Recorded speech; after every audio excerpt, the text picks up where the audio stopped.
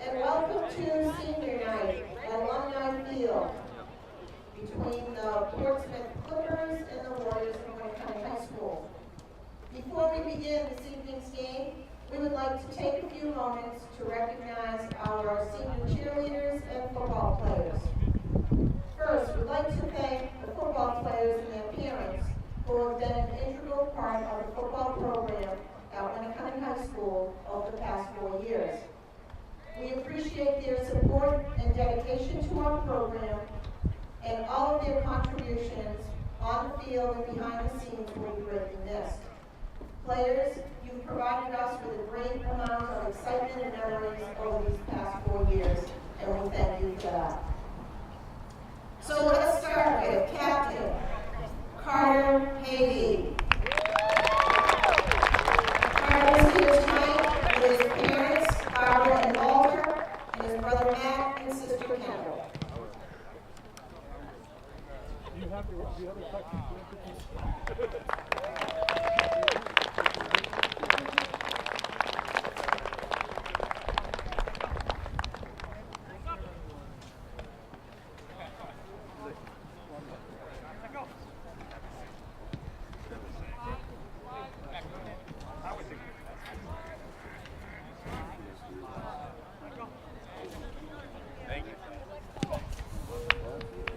Next up, we have Captain Billy Powers. And Billy is here tonight with his mother Diane.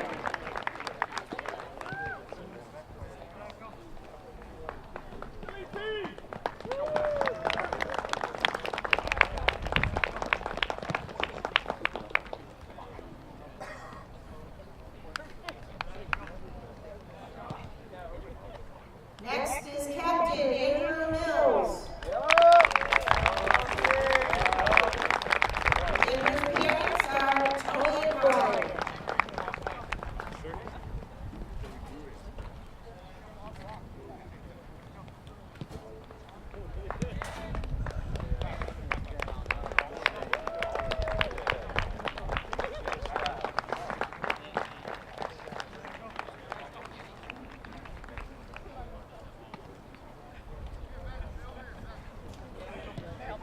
Next we have Captain Ryan Hansen.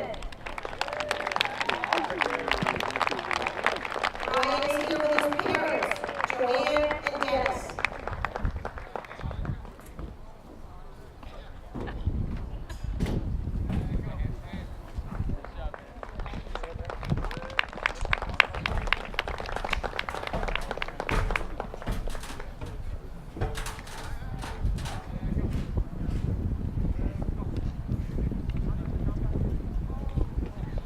Our next senior is John Rooney.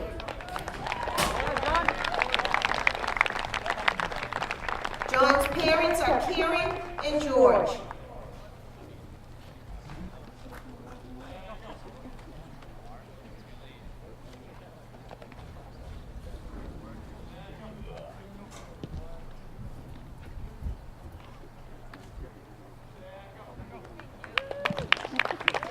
Next up is Evan Welch.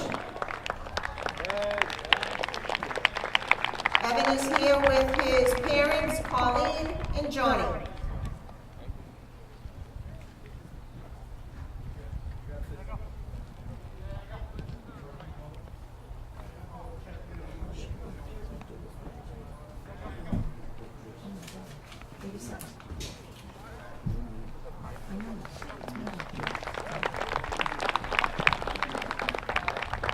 Next is Pat McDougall. Pat is here with his parents, Rebecca and John, his brother Thomas, his brother Joe, and his sister Wiley.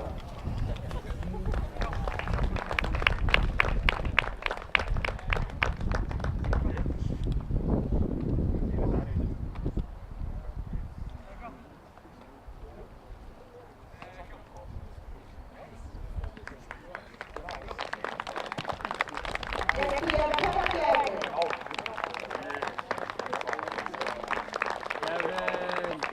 Kevin is here with his parents, Dawn and Rob.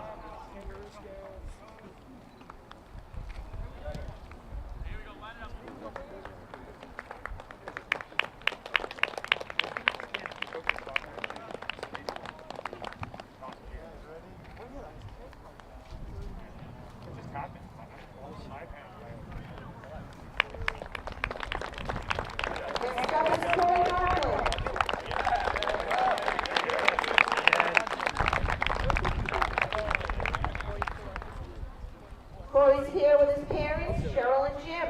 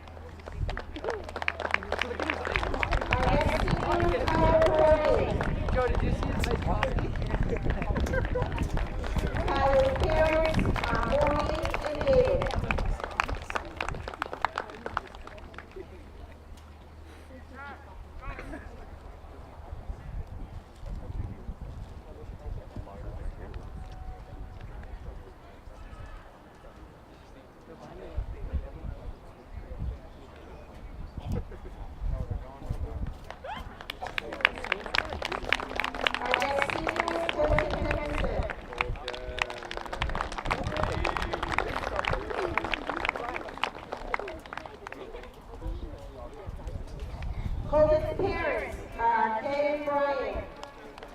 You guys on me.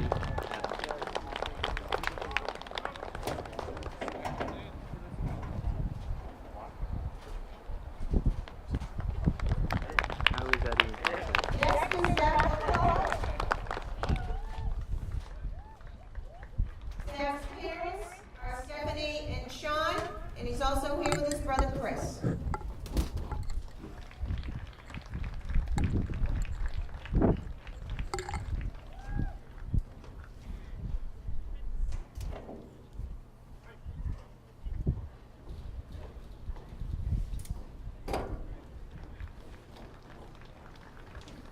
Our next senior is Max Clark. Max is here with his parents, Karen and Ted.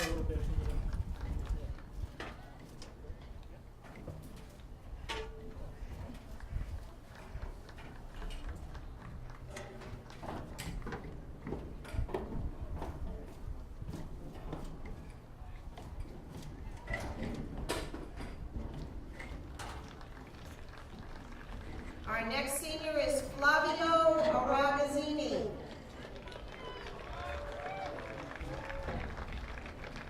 Flavio is here with Joe McDougall, Eli Witham, and Jake Clidaris.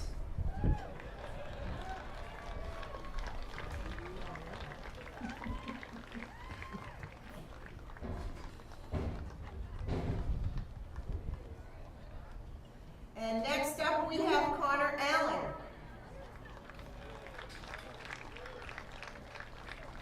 Connor is here with his father, Jay.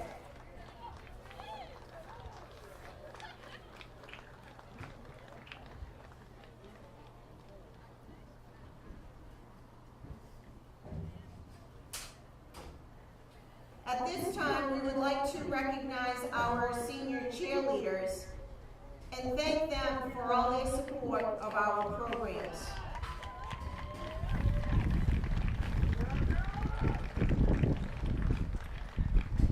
The first senior that we will recognize is Morgan Marchand, who joined us this year on the sidelines. And we would like to welcome her grandparents and her husband, Lance Corporal Darius Marchand.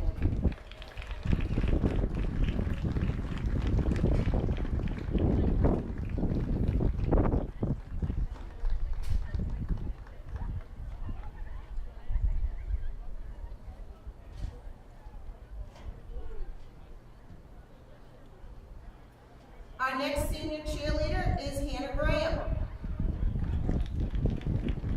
Hannah has been on our cheer squad for 4 years. She's here tonight with her parents, Eric and Darcy, and her sister, Lacey.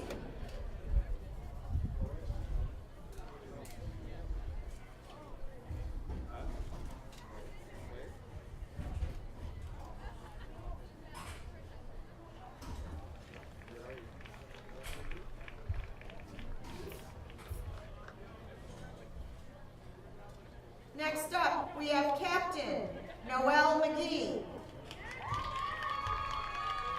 Noelle has also been on our squad for 4 years. She's here tonight with her parents, Mindy and PJ Coates, and her sister Mackenzie Hardy.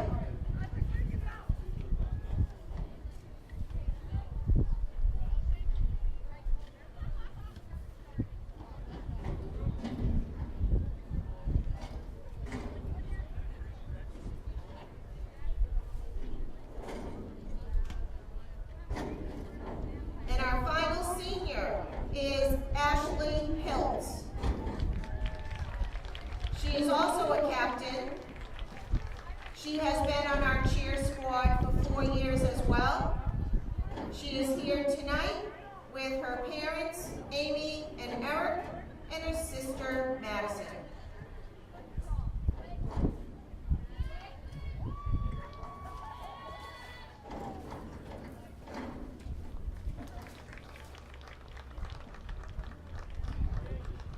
To all the seniors on both squads, we would like to say thank you so much for all the memories, and we certainly wish you the best as you pursue your dreams in life after Winnacunnet.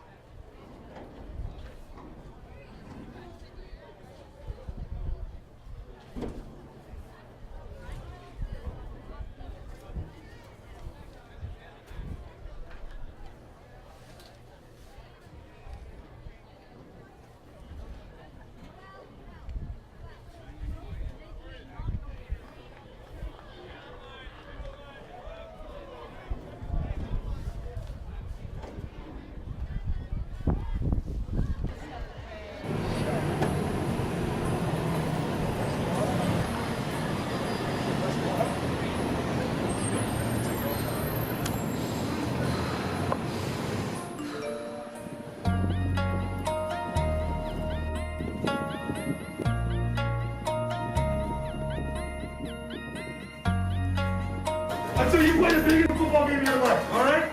Let's go. You got nothing to lose. Play your hearts on the line. Play your heart out. Play your heart out for all your brothers. Everyone on this team, all right? There's nothing we can't accomplish when we go together.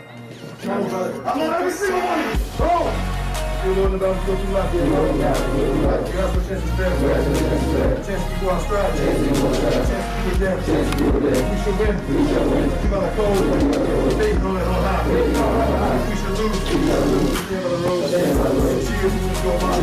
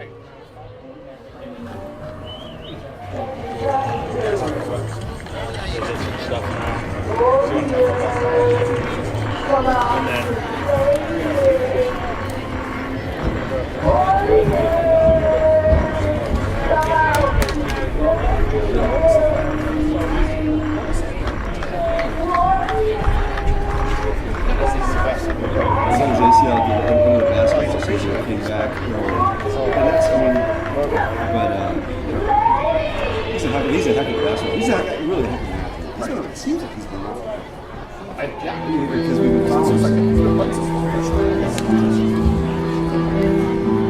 they've had a tough year.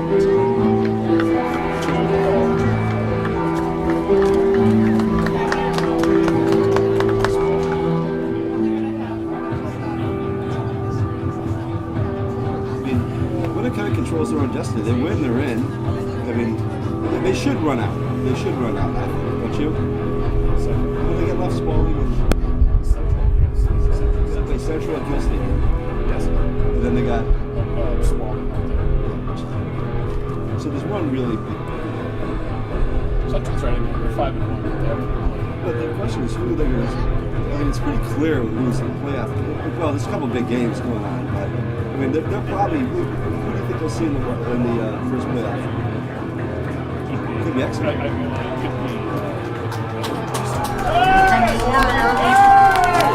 talk about that. You can talk about that. Yeah.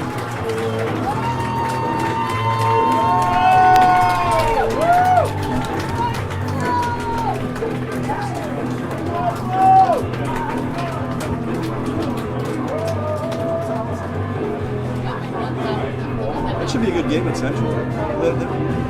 Yeah, I think they can score points. Yeah, okay.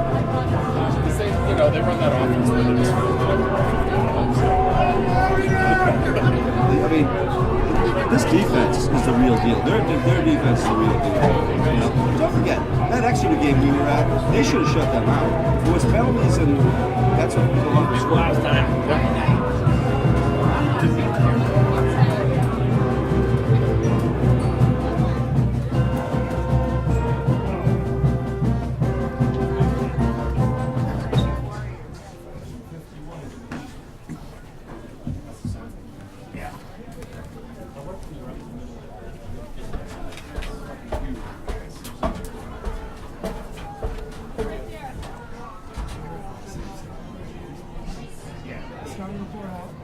Yeah, I mean, they ran exactly what we went over. Well, they ran a lot more of that. Yeah. You guys were. Yeah, we were. They ran a lot of that. Yeah. Speed option, I mean, that's he's quick. Ladies and gentlemen, we'd like to call your attention to the center of the field for our point toss.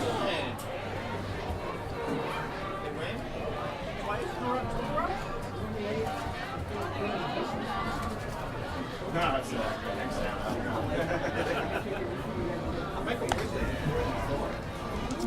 Not when you're 2-4, everybody's a front runner, unfortunately. I got my baseball team. The basketball team.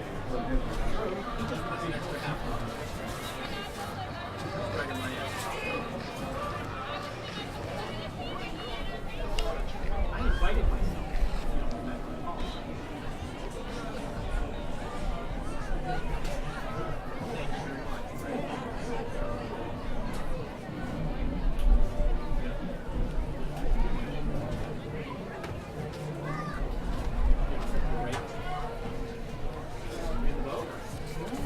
Were you up there? Winnacunnet wins the toss, Is that your guys' camera? Is that your guys' cameraman down there? and they will return to the second half. I don't know. Is that him? No?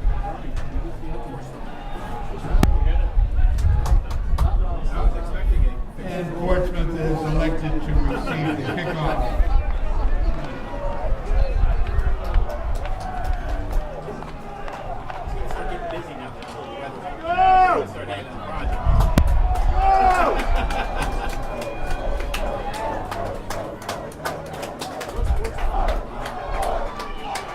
Ladies and gentlemen, at this time I'd like to please rise. And gentlemen, remove your caps for the playing of our national anthem by the Winnacunnet High School Pep Band under the direction of Mr. Ken Martin.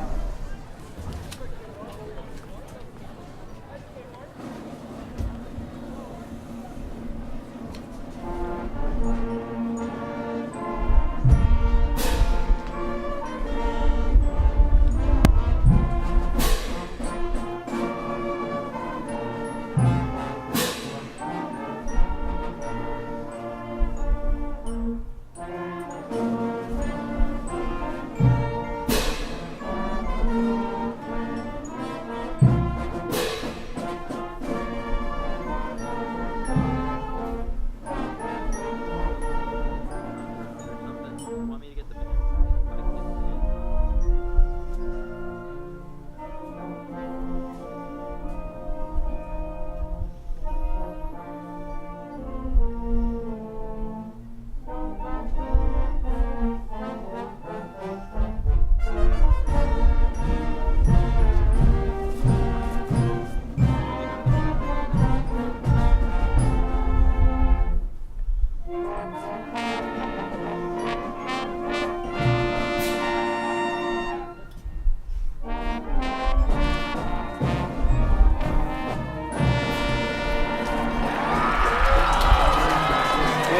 Good evening, ladies and gentlemen, and welcome to the campus of Winnacunnet High School for tonight's Division I matchup between the Portsmouth Clippers and your hometown Winnacunnet Warriors. This is Keith Whalen alongside M.H. Libby and M.H. The 6-0 Warriors are at home on senior night to try to make it a 7-0 record. Well, Keith, a lot of people have stopped me in the streets of Hampton and asked me if I'm surprised about this Winnacunnet club, and I'm not. We talked about it earlier in the year. We knew they'd be very talented, and if you've just tuned in for the first time, this is a very special Winnacunnet club. Yeah, they are, and you mentioned it. Tonight is senior night, and prior to the ball game commencing here this evening, there was a wonderful ceremony honoring all the seniors, and certainly we'll try to do our best during today's broadcast to call out all those seniors that have really committed a lot of time, the families that have committed a lot of time to this program, and certainly we're very appreciative of those seniors that have done such a tremendous job, especially this season with this Winnacunnet Ball Club. So without further ado, Gagnon here to kick off from the 40-yard line, and it's a good kick. It's going to drive all the way into the end zone for a touchback, and MH on cue. One of their biggest weapons, Kevin Gagnon. I'm surprised, Keith. We really didn't see this coming with Kevin Gagnon early in the season. All of a sudden, he showed up. He's turned into a real weapon throughout the season. Yeah, absolutely. And we're going to be able to see first coming on offense is the Portsmouth Clipper offense with Cody Graham at the helm playing quarterback. And MH, a little bit about this offense that we're going to see from Portsmouth tonight. Well, Cody Graham seems like he's been around forever, Keith, doesn't he? I mean, he's been starting, I think, since his freshman year. He's a great basketball player as well. Coming off an injury, but he's a very talented kid. So first down and 10 here and they run a little bit of a swing pass out here to the left, and they've got some open space, gain of about 7 yards on first down, so a good pickup for the Clippers on first down. Pass from Cody Graham to Will Connor. They live and die by the defense. Is good for 7 yards. Second down and 3 yards. A little bit of times, but they really haven't broken, and that's what's led them to this 7-0 record. Yep. And, Portsmouth can definitely put points on the board. As we've seen last year, Portsmouth had a pretty convincing victory against this Winnacunnet team last year, so Winnacunnet's looking to get a little bit of payback here tonight. Second down and 4, ball spotted at the 26. This time, not much there on second down, pretty well plugged up by that front Connor was the ball carrier. And I think Carter Havey came in at the end. Carter's kind of For about a yard, third down and 2. For Winnacunnet. was injured all last year. He was big last year. He was out. And he's come back. He's one of the captains. And he's incredible. Yeah, you've got Struckle down there on the right side. Joe McDougall had a huge game last week, and then Mills and Fennessy in the middle of that line, and they've been very, very good all season. 3rd down and 3 for the Clippers in shotgun. Cody Graham, 2 receivers near side, 1 receiver far side. And there's a pass and a completion to number 81.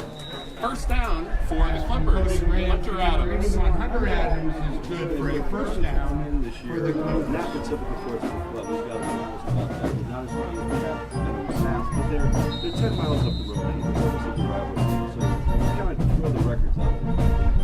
Yeah, I agree. And, you know, Portsmouth's done a nice job against this Winnacunnet team the last couple of years with certainly offensively. And it's a 1st and 10 ball spotted, and there's motion on the offensive line, and we see a penalty flag. Certainly wouldn't kind of come across, but there's certainly motion on the Clipper front. And let's see what we've got for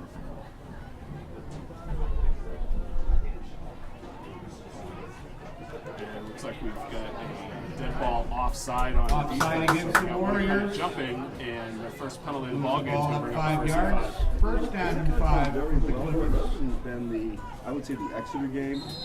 They're very disciplined, have not had a lot of penalties, which has kept them in these ball games. Yep. So 1st down and 5, Cody Graham has a receiver in motion, and they decide to give it to the tailback, and he's got about a gain of 3. So it'll be 2nd down and about, let's give him 2 yards, 2nd down and 3. We'll talk about it once and more, but on both sides, Gain of 1 yard. 2nd down and 4. Yeah, they sure have, and you know, especially trying to run up the interior. You know, Portsmouth will do themselves well to be able to try to run a little bit more of a deception. 2nd and 4. Cody Graham calling signals. This time he rolls out to his left. He throws down the field, has an open receiver at midfield, and that pass is incomplete. 3rd down. Incomplete. That was an incomplete pass. It's hard to see whether he actually Cody Graham. came up with that play or not. 3rd down and 4. the far side, Keith. At least tonight we can actually see the far side of the field. 2 weeks ago, we could hardly see anything across the field because of the fog. So it's a beautiful night here in Hampton. Yeah, and this will go down as one of the craziest Octobers weather-wise. It's been unbelievable. It's felt like it's August or September at times. 3rd and 4. Cody Graham's got 3 receivers here, 2 the near side, 2 far side. He scrambles in the backfield. He's trying to buy time. He's going to get swallowed up at the 37 for a loss of 3, and Winnacunnet holds on 3rd down and will force the Clippers to punt.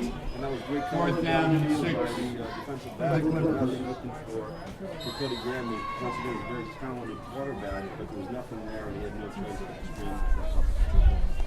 Okay, so back deep we've got Evan Welsh there over on the far side, and full protect here for the Clippers to punt the football on 4th down.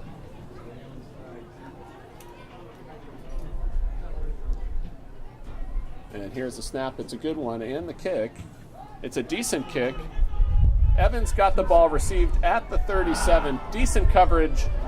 Not great tackling, though, and Evan Welsh is up the sideline, and he makes it all the way down to the Clipper 33-yard line. First down.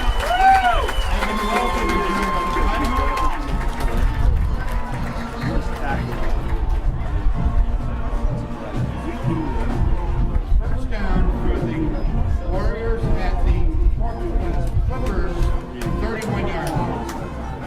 Yeah, absolutely. He's one of those seniors that he's been, for me, one of the top players probably in the state in the defensive back position, and his ability to change a lot of plays with the offensive receiver position. Pat McDougall looks up the field. He's got a receiver right on top of his hands and incomplete. One-on-one coverage.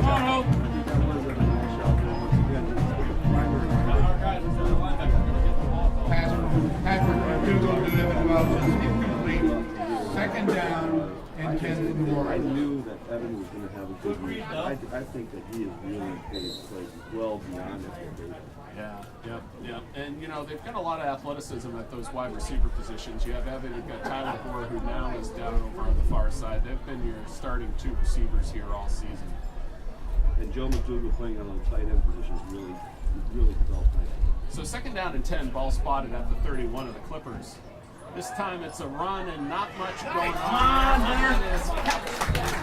Ball is carried by Patrick Nice McDougal. deception there by Winnacunnet, and they're able to advance the football down to the 25 of age. McDougal has been, I think Pat. A gain of 8 yards, 3rd down and 2 for the Warriors. This year, but coming out of this year offense, they don't get the opportunities to come up that much. I think probably average 12, 15 times a game to throw the ball, but he really has developed into a nice runner as well. Well, certainly last week when they played the Crusaders out at Memorial, they didn't throw the ball once. They ran the ball for about 413 yards on Memorial. So 3rd down and 1, ball spotted at the 23. This time Pat McDougal looks for his brother Joe, and he's got a completion inside the 10. First and goal coming up for the Warriors. Patrick McDougal and Joe McDougal is good for a first down for the Warriors at the 10-yard line. He's really developed into a nice weapon. He's a big boy at 6'5", 220 pounds. Yep. And it's so hard to defend that because they run so much out of the veer, and with that tight end there, it's really easy for him to slip into the second level and be able to be open. So 1st down and goal, all spotted right at the 10. Pat McDougal under center, 1st down.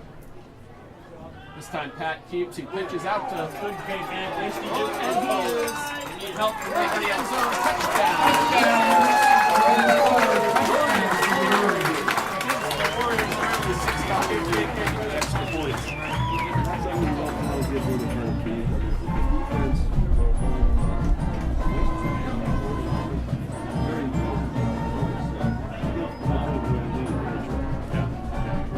Kevin Gagnon will line up to kick the extra point. Winnacunnet team this year has tremendous defensive. They've really not given up a lot of points to some of the top teams in the state. And they're playing a lot of times downhill. So that kick is up. And the kick is good, maybe Just like that. Winnacunnet 7 seconds remaining in the first quarter. Winnacunnet has a 7-0 lead. And very good. He was a sophomore. People asked me if I was surprised at how well he played. I said no, because he really got the team last year. And he's a big, strong kid. Yep. So just like that, Winnacunnet, very good special teams play. First set up by Evan, getting the ball down to the 33, and Winnacunnet effectively punches it in. And, they now are in a position, to be able to play some good defense and force Portsmouth. Kevin Gagnon will kick off for Winnacunnet. That's been one of the bugaboos for Portsmouth this year is that they've fallen behind early in a lot of football games. That puts a lot of pressure on Cody Grant. Yep. So Kevin Gagnon once again to kick off from the 40-yard line. It's a good kick once again, and that thing is out of the back of the end zone. And the ball is kicked out of the end zone for a touchdown. Portsmouth will take over at their 20-yard line, 1st and 10. It's such a huge advantage. I mean, we've seen it all year. If you were to look at average, place of field where people were taking possession, Winnacunnet on a lot of possessions, their opponents are taking possession at the 20, at the 20, at the 20, 25. It's been a very effective weapon for them, and it's a very good defense to have to go 80 yards out for a touchdown. All right, so we've got 3 receivers here, one coming in motion for Portsmouth, 1st down and 10. Cody Graham rolls out here, pitches the ball. Very good defense. Once again, that was number 19. Will Connor was the ball carrier. With a great open field tackle for a loss of 3. And he loses 3 yards, 2nd and 13 of the Clippers. Once again, this defense is just incredible all year. They're very disciplined. They stay in their zone. So 2nd down and 13. We're going to be quickly looking at a multi-receiver set once again with Cody Graham in the shotgun, standing on his 10-yard line to take 2nd down step. This time he rolls, he is rolling, he has nobody open. Tennessee is after him. He's able to cut up the field. Carter Havey eventually gets to him, and that was a lot of running for a gain of 2. And Cody Graham is the ball carrier. Gains 3 yards, 3rd down and 10 for the Clippers. So we've got a 3rd down and 10 coming up.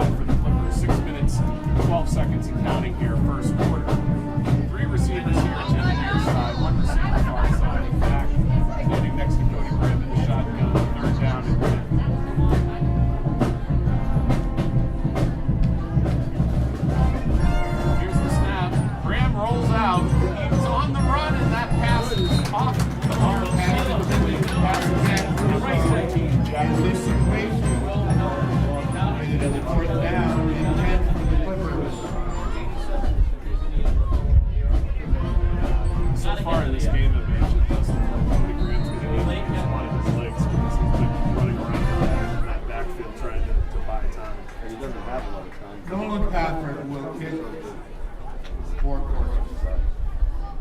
Okay, so a punting situation once again. You got Kazmarczyk back here along with Evan. And this kick is an okay kick. Oh, and it's trying to be received in traffic, and Evan's able to pick it up.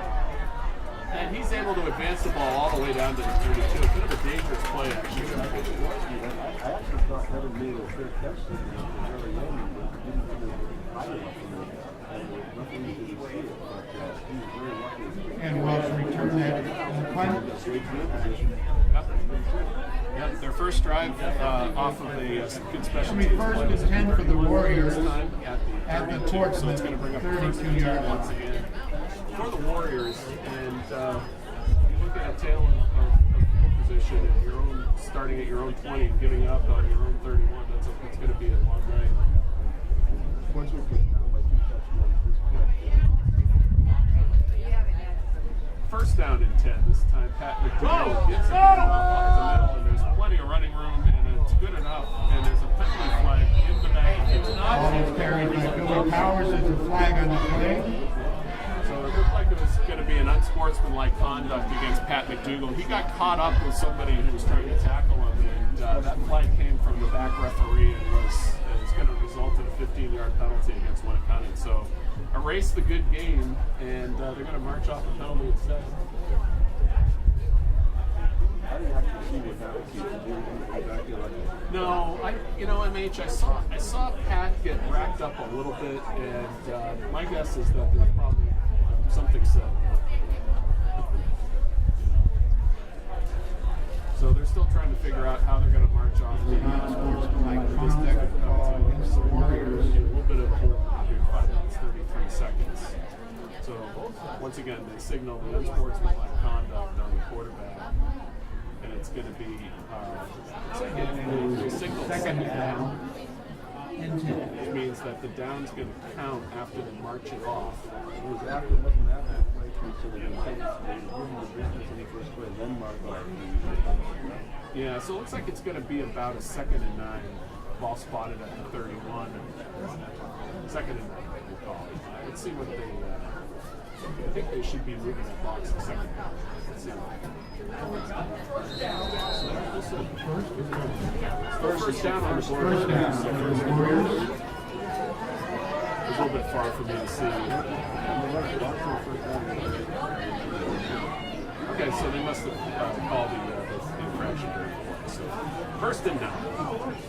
Pat McDougall, under center, takes the snap. This time it's a give to Fuller, and he's able to Jordan run Fuller, the ball to carrier. 6 yards. That's a good thing about the Winnacunnet. You got 4 who can run inside really hard. He picks up 6 yards. 2nd and 4 for the Warriors.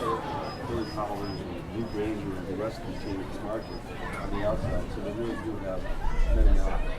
So the ball spotted at the 25. It'll bring up a 2nd down and 4. 4 minutes, 45 seconds left here, first quarter. Pat McDougall, once again under center. 1 receiver near side, 1 far side. Traditional split backs, and it's a big gainer. And Billy Powers is the ball carrier. Good enough, once again, for a Winnacunnet first down. First down for the Warriors. Billy Powers, we haven't seen him in a couple games. That's right. Ball's located on the 6-yard line. First and goal.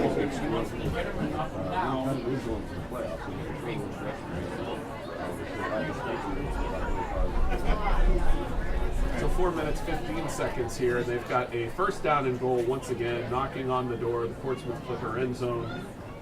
Traditional veer look, first down and goal. This time the give is to Ryan Kazmarczyk, and he easily won. Ryan Kazmarczyk is the ball carrier, and it's another touchdown for the Warriors.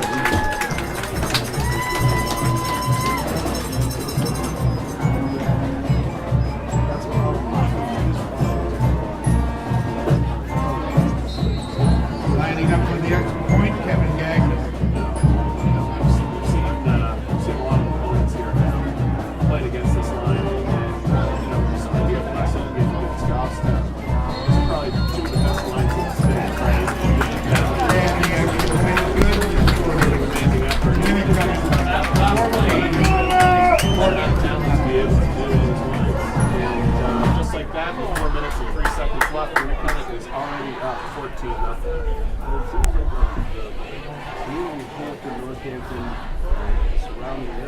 time of year like this one is because the stands are pretty full on this side of the field. Yeah, it's a great crowd, and MH, as you mentioned, we've got sort of a dual broadcast here tonight, not just with Channel 22 here in Hampton, but also Channel 22 in Northampton, so we welcome certainly all those viewers. Thank you, listeners, for your support of community television.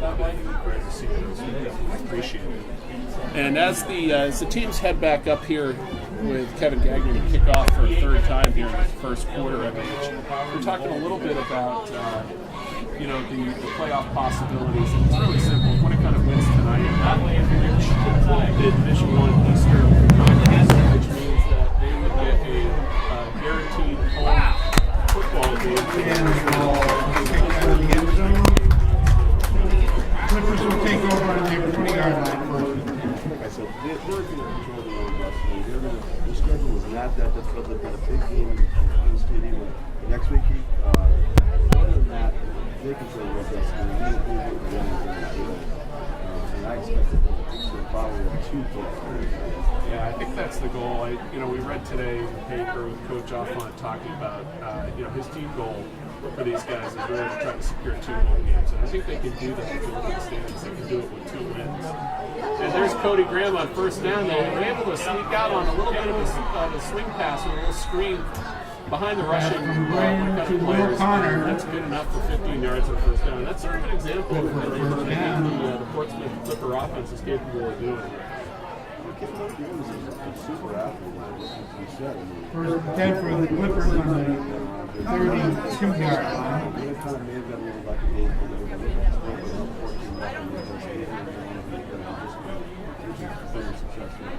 Yeah, we've seen this Portsmouth offense run for a number of years. They're a very creative offense. They tend to throw out of the shotgun position all night. They generally have 4 or 5 receivers in patterns, and they have receivers in motion, and it's a fun offense to watch. It really is.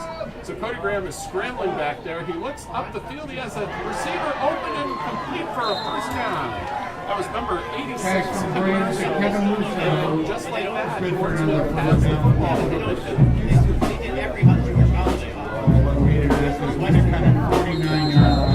First and 10. So Portsmouth is wasting no time coming to the line of scrimmage. They've got 5 wide receivers. Cody Graham in shotgun, first down. This time he's got number 86 again over here, and the football is on the ground, and it's recovered by Winnacunnet, and it is a turnover for the Clippers. Wow. Fumbled and recovered by Lou Granger. First down to the Warriors at the Clippers. Yeah, it certainly was. I think Portsmouth, like you said, MH, they're very effective when they play fast. They're going to throw the football a lot today. They're going to have open receivers out there. There's no doubt about it. And at the same time, they can't afford to fumble the football. And they've got to stop. They've got to stop when they come. They can't afford 30 left in the first quarter. They can't allow them to cut a good and score to 21. So first down and 10, ball spotted at the 49, and it looks like Coach Offant is going to take his first time out of the first half. So 3 minutes and 30 seconds here, MH. As we look at the potential playoff scenarios here, there's some important games tonight. Like if you look within, let's call it that pod, which is the Eastern Conference and the Northern Conference, right? Which includes Bedford, Concord, Goffstown, Central, Memorial. Then you've got Dover, Exeter, Portsmouth, Spalding, and of course Winnacunnet.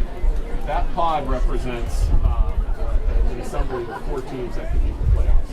So there's 8 total teams in Division I that make the playoffs.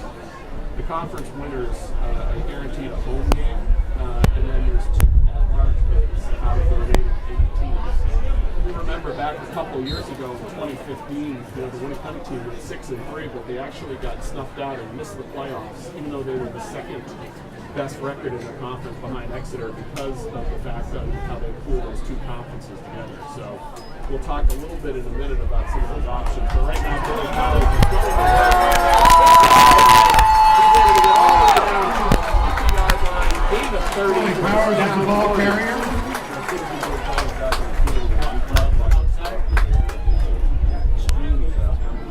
Gain of 30 yards. First and 10 for the Warriors at the 19-yard line. Add that speed, the power of Thorn backfield. So Pat McDougall is in business once again at the 20-yard line, first down and 10. Warriors 3 seconds and counting, first quarter. Pat gives a give, and it's to Powers again. He's got all sorts of room, and he's going to walk into the end zone. And Billy Powers carried that ball in for another touchdown. 18-yard touchdown for Billy Powers.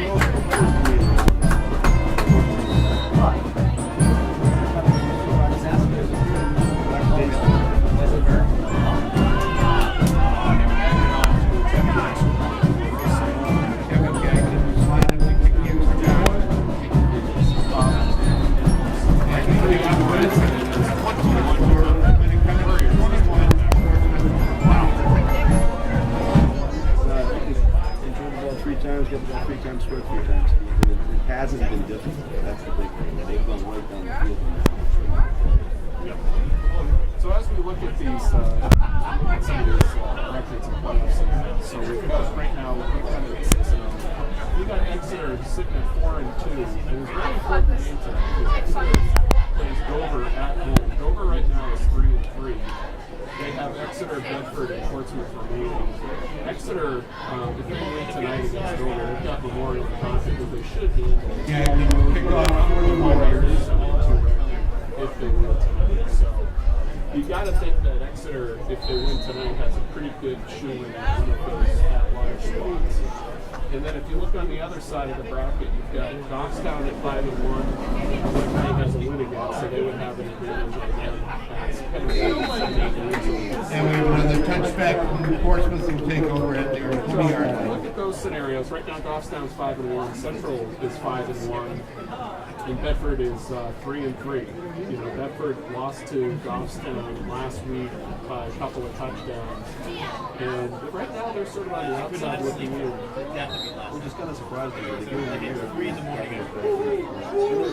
are a pretty good football team. Probably the same one. A good football team is going to be left out. I think so. And, you know, that's why I was thinking, you know, if you look at the final week of the season, Central plays Bedford. Bedford has conquered Dover and Central remaining. Central has to play Goffstown, Winnacunnet, and Bedford. So they haven't played what I feel is 3 of the top 4 teams. Josh Russo carried the ball in that Bedford good should sweep. go down to that last game and Central potentially to that final spot. Now gain second and 10 for the Clippers. Really doesn't have that different schedule after this game. They'll probably rest him while he starts.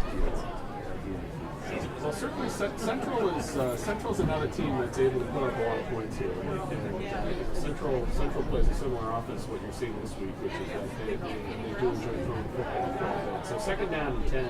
Cody Graham is just scrambling in the backfield, and he's going to go down. Cody Graham is the ball carrier. Just unable to free up any Tackle for a 2-yard loss. Third down and 12. At the end of the winter, they're all still going to be there. Take them somewhere else. What I can tell, I've got third down and 11. one by the shed. One of my friends they watch me. They're in the same route. He wants to throw down the field, and he's got a receiver, and that pass is incomplete. Pass was incomplete and brings up a fourth down for Portsmouth.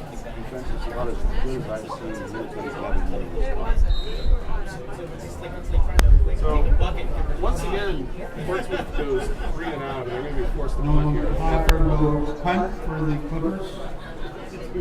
Once again, sort of split receivers back. You've got Kazmarczyk over here on the near side, and Evan over on the far side, standing at the 50.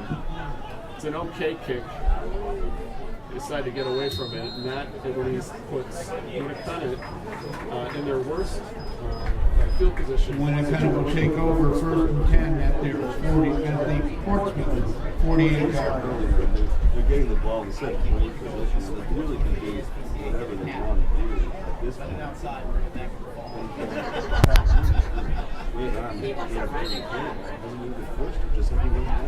Now, they went to the air in sort of their opening play to try to find Evan over in the corner. They had one-on-one there.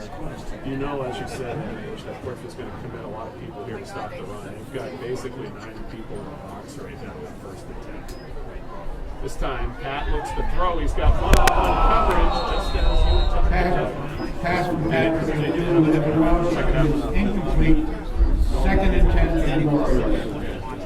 That's going to be their role data all night because they're playing so many people in front, but they have to. They're running the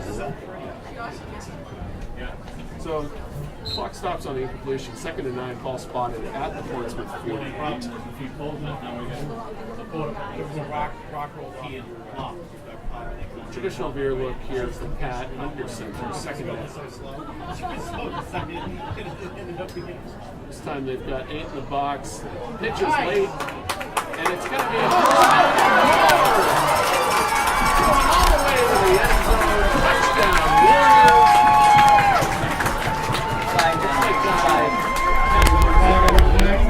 It's hard to tell. I wish my eyesight. Holding against Winnacunnet.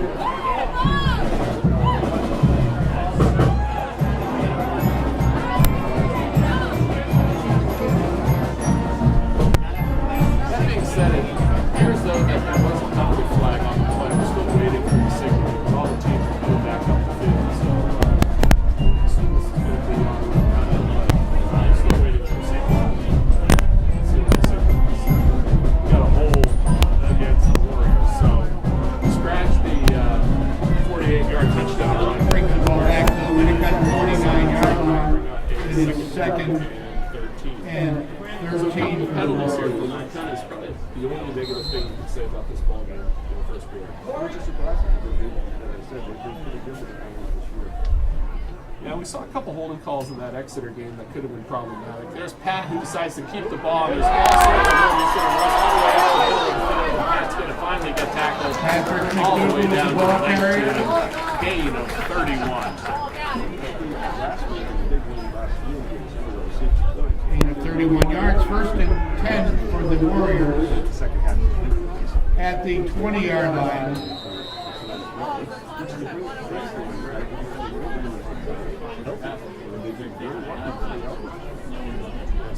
Certainly a good point. With 48 seconds left in the first quarter, this is really when sort of starts of play. It's just busy. They've been getting down early. Just tough to play from that far behind so soon. So first down and 10, and there's probably a delay game. Delay game against the Warriors. 5-yard penalty. First down and 15.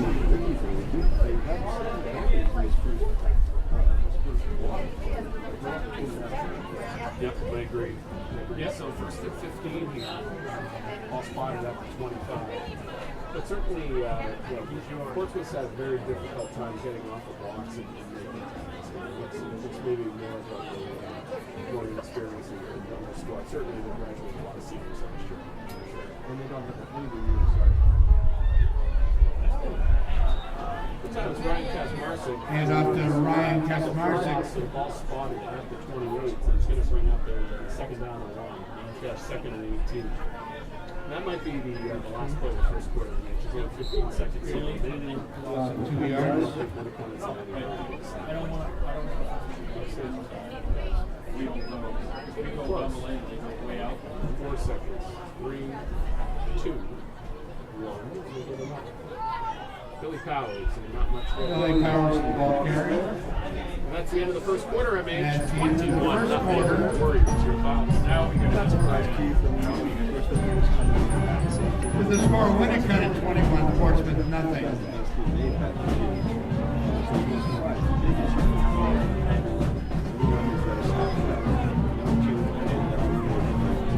Yes. Yeah, and certainly when you play these types of games, they sometimes focus on certainly Coach Huffman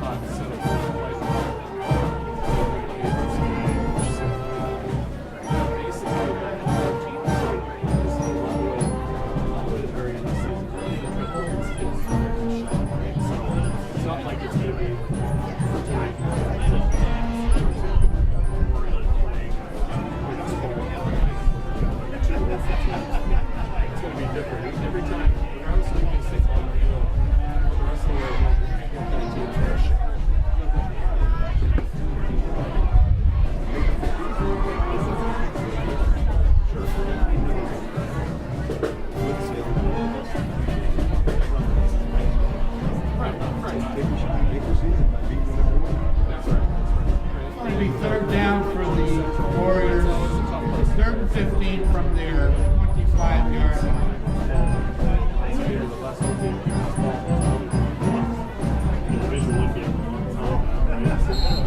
You know, in spite of what records are, you always have to suit up when you play the game on the field. It's not played with pencil and paper. So They've got to stay healthy. They've got to be ready because whoever they're going to face in the playoffs, because we know they're going to the playoffs, is a good football team. and it's going to be tough. Yeah, I think all those teams that we think will be there are certainly will be worthy opponents. So Pat McDougall looks to throw here on 3rd down, and he's got a receiver.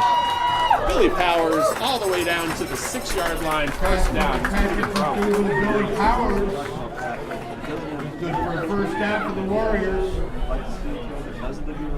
Ball is on the 6-yard line, 1st and goal. And the other thing very noticeable is that it's very, very nice to have Billy Powers back on the field. He adds a dimension to this offense that makes it very difficult to key on any particular skill player. You can't teach speed, Pete. You can't teach speed. So 1st down and goal, ball spotted at the 8. Pat McDougall under center. Gives to Fuller right up the middle and gains about 5 yards, brings it down to the 2. 2nd and goal. Once again, it's really a difficult spot. They really don't want to get down. Ball is at the 2-yard line, 2nd and goal for the Warriors. Start running time in this league. Yeah. And so you want us to have them stay competitive. That's a good point. So 2nd down and goal here. Pat McDougall once again under center. Saw Josh Chase check into the ball game here. He's on the near side as a receiver. 2nd and goal. Fumbled snap. Looks like Pat just sort of picks it up and walks into the end zone on a fumbled snap. Touchdown. That's a touchdown. Touchdown for the Warriors, Patrick McDougall.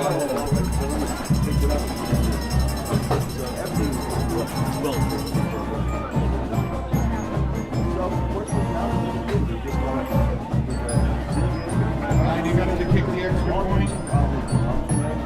Kevin Gagg.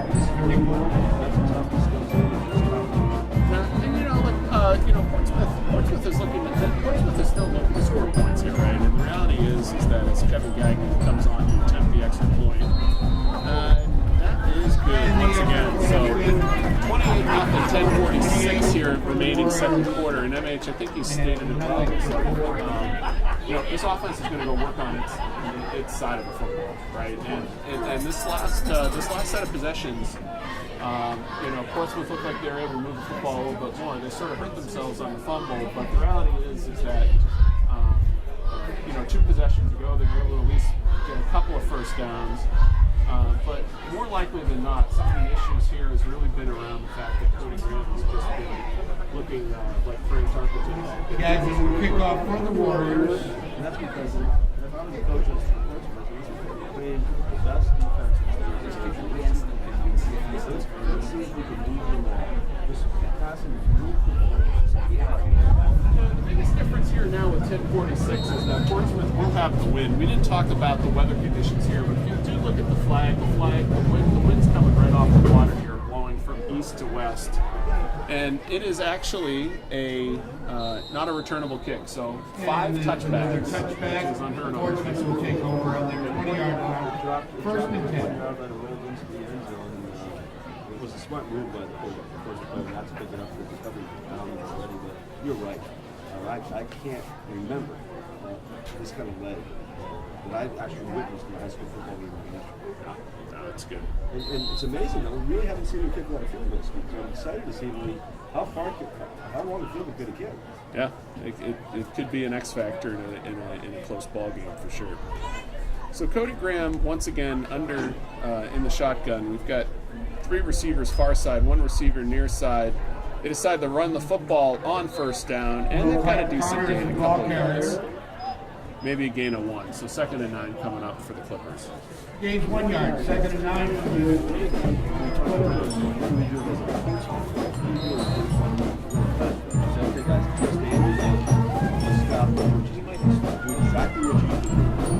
Yep. So we've got senior John Rooney over here covering the wide receiver here on the near side for Portsmouth. 2nd down and 9. yards, probably gain the 25. It'll bring up a 3rd and 5 for the Clippers. Real quick look by Cody Graham out to the right side. 2-yard hit, and once again, the linebackers and the linemen want to kind of respond immediately. Yep. All right, so 3rd down coming up here. Hunter Adams. 9 minutes, 48 seconds here, For 4 counting yards, second 3rd and quarter. 5. 28-0, Winnacunnet with the lead. 3 receivers here near side for the Clippers, 1 receiver far side, back standing next to Cody Graham. 3rd down and 5. Cody Graham with a good throw, and it's complete and good enough for a 1st down. Once again, he looks for his favorite target over there, and that's number 96, I mean, and that is Kevin Russo again. So he's gotten a lot of, he's probably gotten the ball thrown to him 5 times here already here in the first 2 quarters. And nice little adjustment, I think, by Portsmouth, because they're just looking for the quick hitters now. They're not going to put Cody back there for a long period of time. Look for the quick hit because there is great coverage out there. Yeah, that's a good point, MH. I'm glad you brought that up because, trying to send receivers deeper into that secondary hasn't been effective. This time it looked like there might have been a jump, but nothing called, no flag, and a decent gain on 1st down. So Portsmouth, as we talked about, they can move the football, and certainly I've seen this offense for a number of years, and they are certainly a formidable offense to have to prepare for. They do so many formations, they have so many different trainings that, and they don't huddle. So you gotta have certainly a lot of stamina because you're gonna be on the field.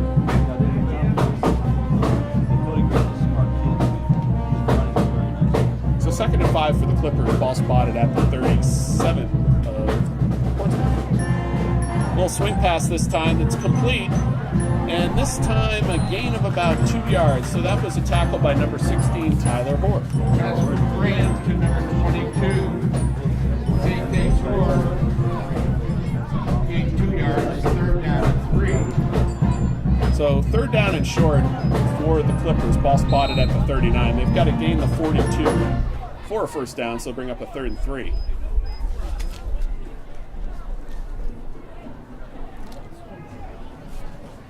Winnacunnet with a pretty traditional 4-down lineman set on 3rd down. Cody Graham signaling in the shotgun. Penalty flags, motion there, and not a good time for a penalty for Portsmouth. Looks like it'll be some sort of procedure call against the Clippers. So Keith, as we look at the Winnacunnet defense, Procedure against the Clippers, and we move back 5 yards. Strong linebackers, you've got great defensive backs, you've got a safety and Jerome Fuller. There are no weaknesses. In high school, that's very rare. Yep. 3rd down and 8. Absolutely. So 3rd down here and 8 for Portsmouth. Again, 3 receivers far side, 2 receivers here near side, 5 receivers set. Cody Graham in the shotgun. He rolls to his right. He looks down the field. He has a receiver open, and he's complete, and he gains midfield. Good play once again by the Clippers. Pass from Graham to Hunter Adams is good for a Portsmouth 1st down. One receiver deep, and there was a wide open area right around midfield. So that pass was complete to Hunter Adams, and that's going to put Portsmouth again over the Winnacunnet midfield stripe, and they are driving. Ball is at the Winnacunnet 47-yard line, 1st and 10. Down 28-0, and they're still competing hard. Yep. And this is going to be a good, not to overstate things a little bit. This needs to be a good tune-up because they're going to see a lot of throwing plays from Central next week too. So they're going to get used to seeing a lot of these types of formations. Cody Graham throws a little screen, and there's some room over here on the right.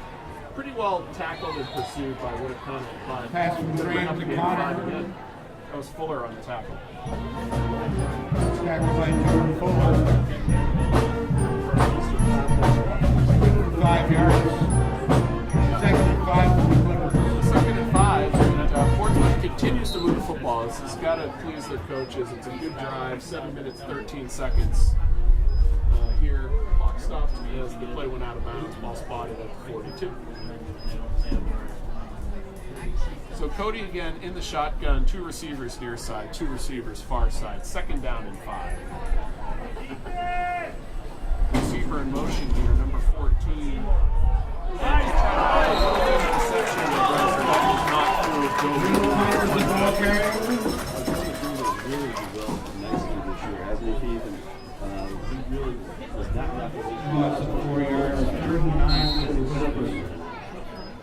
that's a loss of a few yards for Portsmouth. It's going to bring up a 3rd and 9, ball spotted at the Winnacunnet 46. 6 minutes, 45 seconds and counting, second quarter.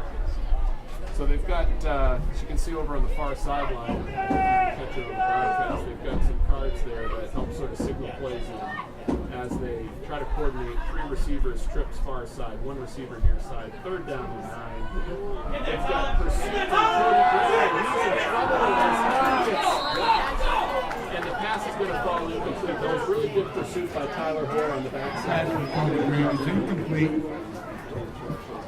Brings up a 4th down and 9 for the Kickoff. Yeah, Cody Graham's fast, but certainly was well pursued by a very athletic defensive crew by this Winnacunnet team. So And Nolan Potter will looks line like up the punt Portsmouth is going for to the deliver the Clippers. football with 6:25 left here in the second quarter. Back deep again, Kazmarczyk and Evan. This time Evan's here on your TV screen to the near side. 4th down. Here's the kick. It's not a very good kick. It's low to the ground but effective, and that's going to drive the ball inside the 10 and get down at the 8. So a good outcome. Kick of about 40 yards with no return.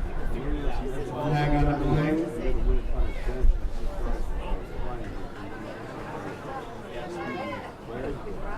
We shall see. Yeah, I completely missed that one. So yeah, there's a flag that's sitting there at 35. Likely another one of these personal fouls. We'll just see what the officials say. Certainly Winnacunnet does not want to get caught up in any of this nonsense. No, and you know what? The score is 28-0. I can see it this one against Portsmouth. I didn't actually see it live happening down the field, but I can see why Portsmouth might get frustrated. But Winnacunnet can't have a penalty. So they just simply call a hold and then also a personal foul, but a personal foul on Portsmouth, personal foul on Winnacunnet. So we've got 3 infractions. There's a holding call and then Penalty against Winnacunnet and a personal foul against both teams for offsetting penalties. Winnacunnet's got a smart. He's still going to take it. They're pretty nothing. Respectful to his opponent. So we'll see what they do here if they're going to, if they're going to offset the personal fouls and re-spot the football half the distance to the goal on the hold, which is what I think they're doing. So it's going to be a 1st down and 10 for Winnacunnet starting at the Winnacunnet is going to take over at their 4-yard line, 1st and 10. They have the one on pad. They've had the holding call that wiped out a touchdown. It's their 2nd personal foul, and certainly they want to stay within that stuff. They are the team that takes influence. They're up 28-0. They shouldn't be looking to play swing game here. 1st and 10. This time it's a lot of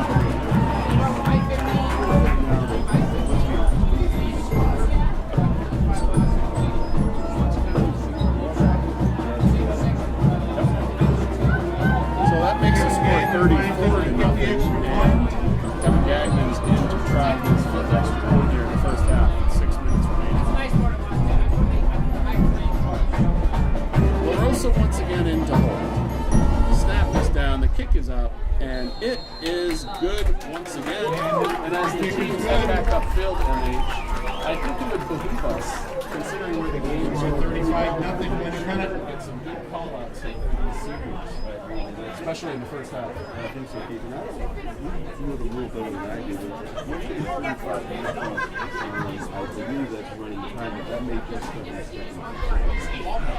I don't know. We'll have to just sort of take a look at the clock to see what it's doing.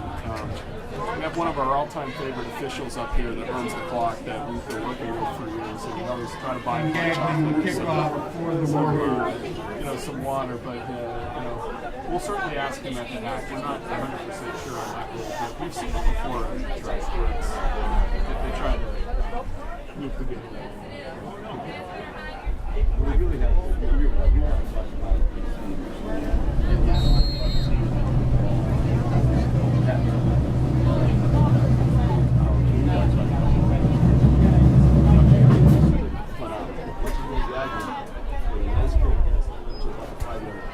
So Portsmouth gets a chance to run it back, and they actually are able to get the ball on the 20-yard line. The ball will be spotted at the 26, where Portsmouth will take over. And they had a good drive that stalled right at about the 45. And, they were able to pick up some first downs on this last drive. And again, they've got the wind. Wind is, again, a little bit of a factor. We can feel a decent breeze here, and it is definitely blowing in from the water from the east. So it's blowing from right to left across your viewing screen. First down and 10, ball spotted at the 26. Cody Graham in shotgun, 4 receivers, 2 here near side, 2 far side, flanked by 1 running back. First down, Clippers. This time it's a little handoff, and there is nothing there but Joe McDougal, who was easily able to blow by his block. Make a pass. Joe McDougal eventually Lost 3 yards, 2nd and 13 for the Clippers.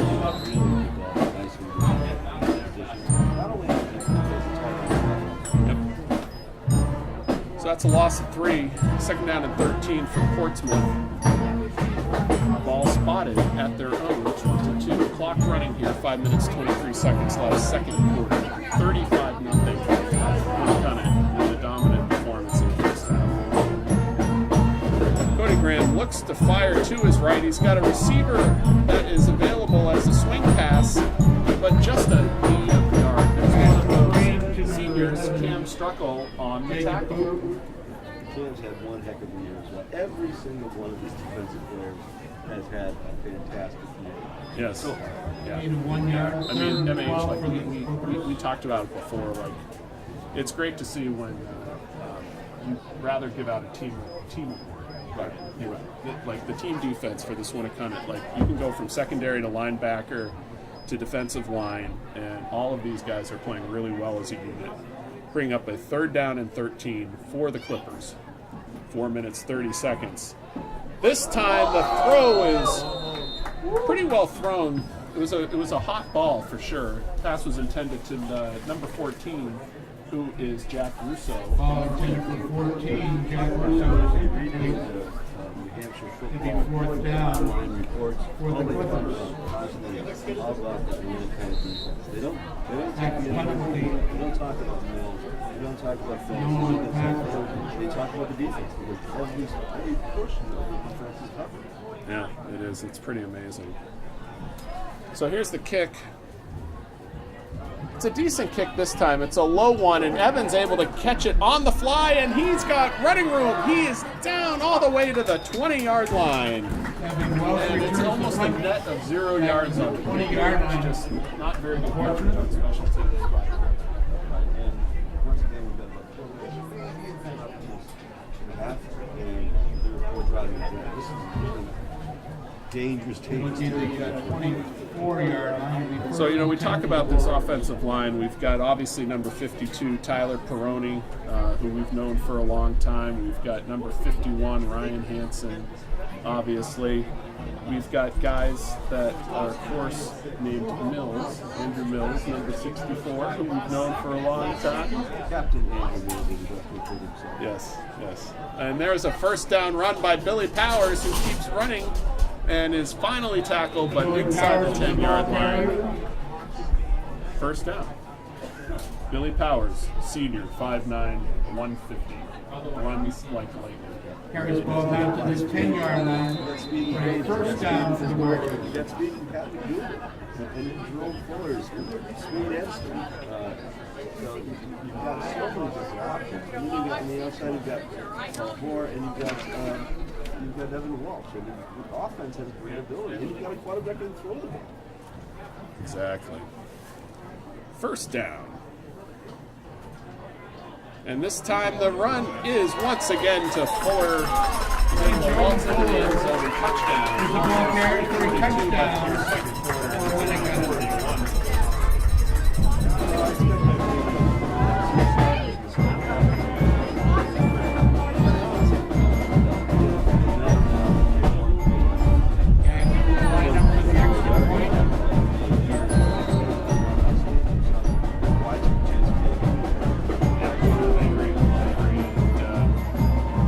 here's the kick by Gagnon, and once again, that is clean upright. The kick is good, and Winnacunnet now is absolutely rolling.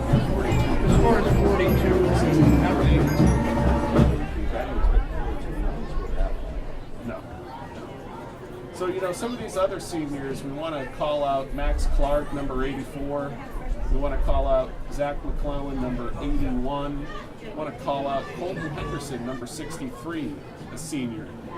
We talked about Peroni and Hansen. We talked about Cam Struckle, who's had such a great defensive year, senior. Corey Markland, who we've announced a lot this year, both on offense and on defense, at times playing running back, blocking back in the big sets, and just doing a great job in playing linebacker.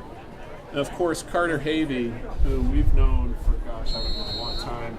The one kid that has always given his all on the field and is a tremendous tackler, tremendous pursuer, and is always the kid that, as this kick goes down and it's actually out of bounds, it didn't make it to the pylon, so it's going to be a kick out of bounds penalty against Winnacunnet. Kicked out of bounds. It's a feel-good story because of the fact that he was injured last year. He came back, was named a captain, and has played really tremendous football. Yep. And, we've talked a lot about John Rooney, senior, Billy Powers, Evan Welsh, of course. Portsmouth will take over at their 35-yard line, 1st and 10. Played tremendous. We got Flavio Argazzoni, senior, 5'9", 170, and of course Kevin Gagnon, kicker, who you've seen quite a bit today, who should be another senior outstanding call-out for Kevin Gagnon. So a great catch on first down. Good open field tackle by Kesmarsik there, but a gain of about 6 or 7. Pass from Graham to number 81, Hunter Adams, is complete. 42-0 score. They really Gain of 7 yards, 2nd and 3 for the Clippers. They're not going to win the football game, so they've got to stay with their game plan. What do we do best? And that's throwing the football.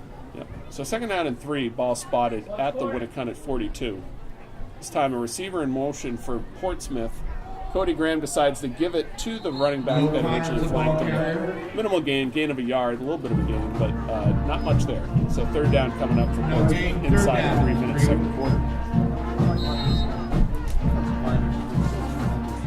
Middle of that line, the fantasy of So two strong dudes.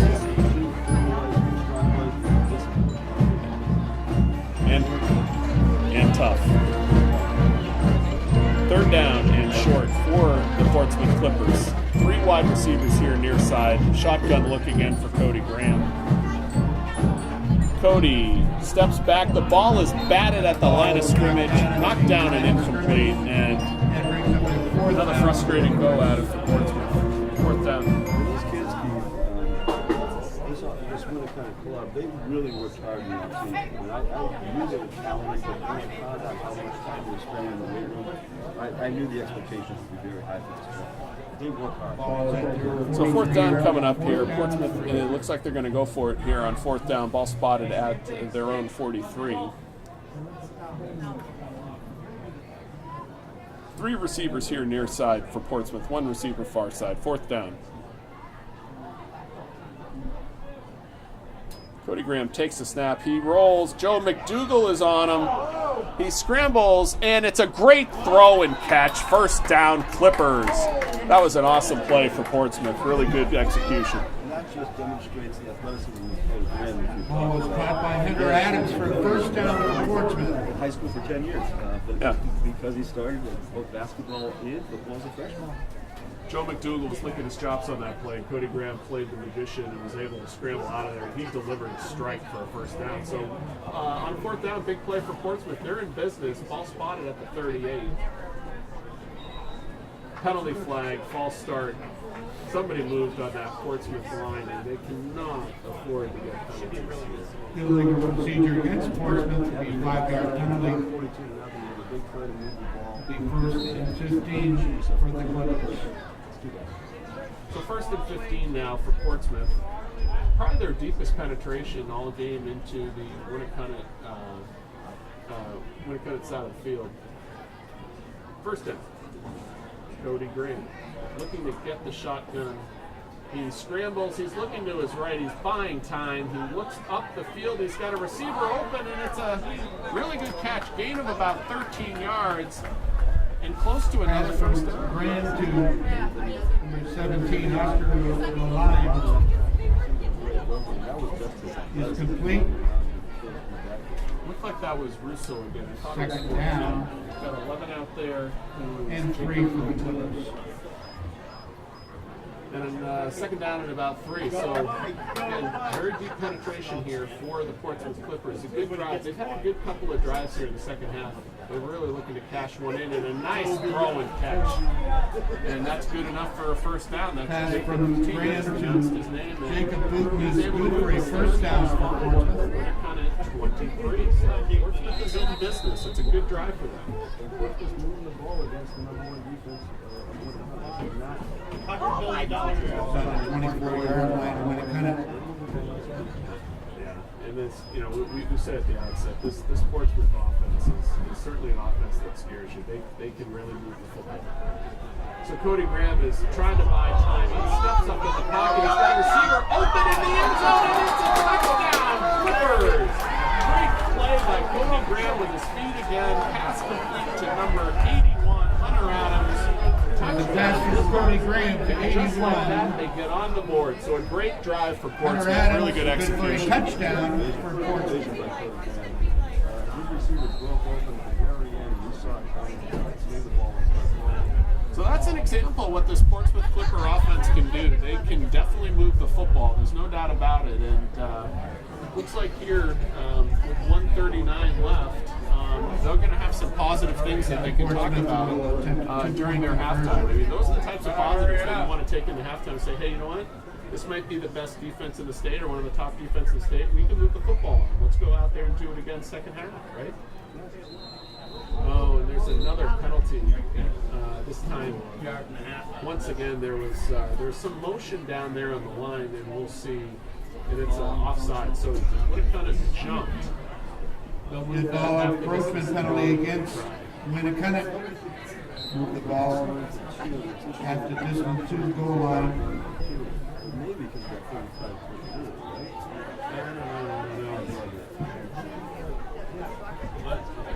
Yes, I didn't really see the top line like that, but it will have to pass. Again, whatever residents experts are here. So Cody Graham looking to go for 2. He rolls to his right and he throws into the corner of the end zone. It's good for 2 points. Yeah, it was a nice throw. It's hard to see in that back corner. It's a little bit dark over The there. 2-point conversion was good for Portsmouth. Makes the score Winnacunnet 42, Portsmouth So 8. Cody Graham had a great drive, a great 2-point try, and just like that, 42-8, and Portsmouth is on the board. 139 left in the clock.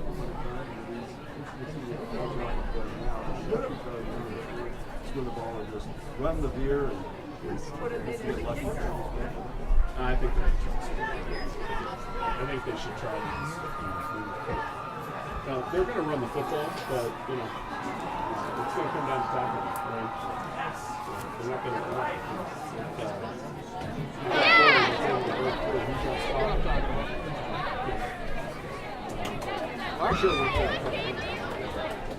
Anyway, so 40-yard line is where the ball sits for the kickoff for the Portsmouth. 1:39 left here, second quarter. A lot of points on the board. Just more of them in the Winnacunnet Tower, 22. Kicking off for Portsmouth, number 7, Logan Winston. So if you guys like offensive football, this is the game to be watching because there's been a lot of offense.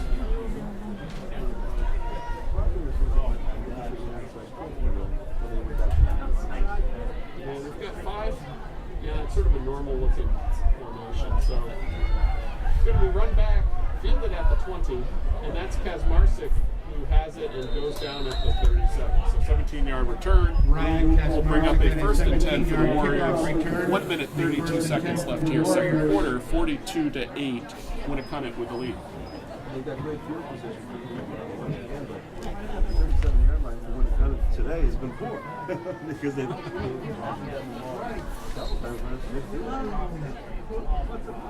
The other guy that we forgot to mention that is in the ball game is number 50, Jordan Gallagher, another senior who came in. Signing you up. We wanted to make sure that we thought we might see some time for Thank you. Jordan. It's awesome. So good job, Jordan Gallagher. Fumble on the play. And they're going to mark that back to where the pitch was. Patrick McDougal fumbled the ball out of bounds. So we got Jordan. Gains 3 yards and 22nd and 7th for the Warriors. I think that's it for all the seniors on each. I think we got them all. I want to make sure that we don't sort of make a list of checking it twice. Timeout, Winnacunnet.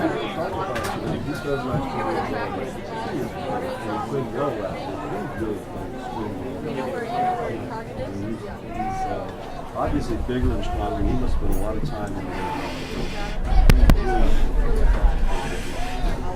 Yep, very nice kid. It's funny. I ran into his dad himself when I was down at the USC watching some golf, and ran into a couple of seniors down there. Ran into Tyler was there, and Pat Cotter, and some of those guys. So it's very funny. You know, we've seen these kids. Obviously, MH, you and I both have kids that are of similar age to these guys, so we've seen these guys for a long time. And you know, these kids are growing up. They're seniors in high school now, and it's great to see them have some level of success in their achievements.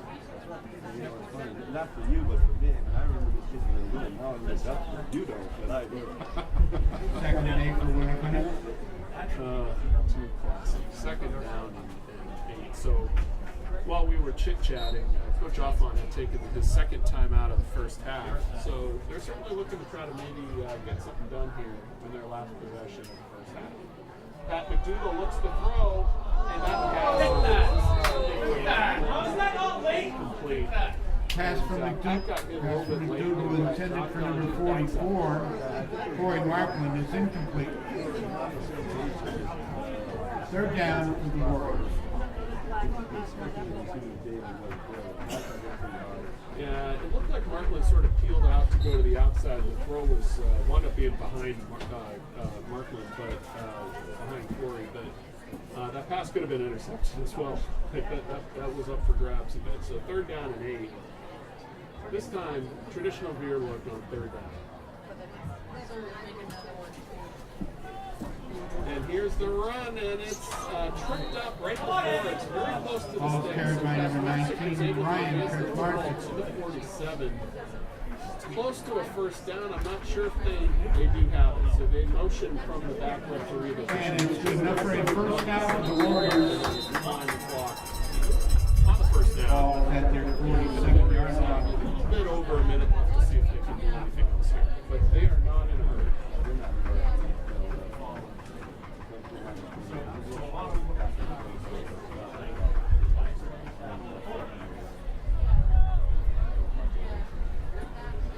First down and 10. Now they're looking to throw. Here's Patty. He's got Evan over here on the sideline, and he smartly gets out of bounds to stop the clock. It's a gain of about 9. They think they can have a first down, but it's going to be a 2nd and short.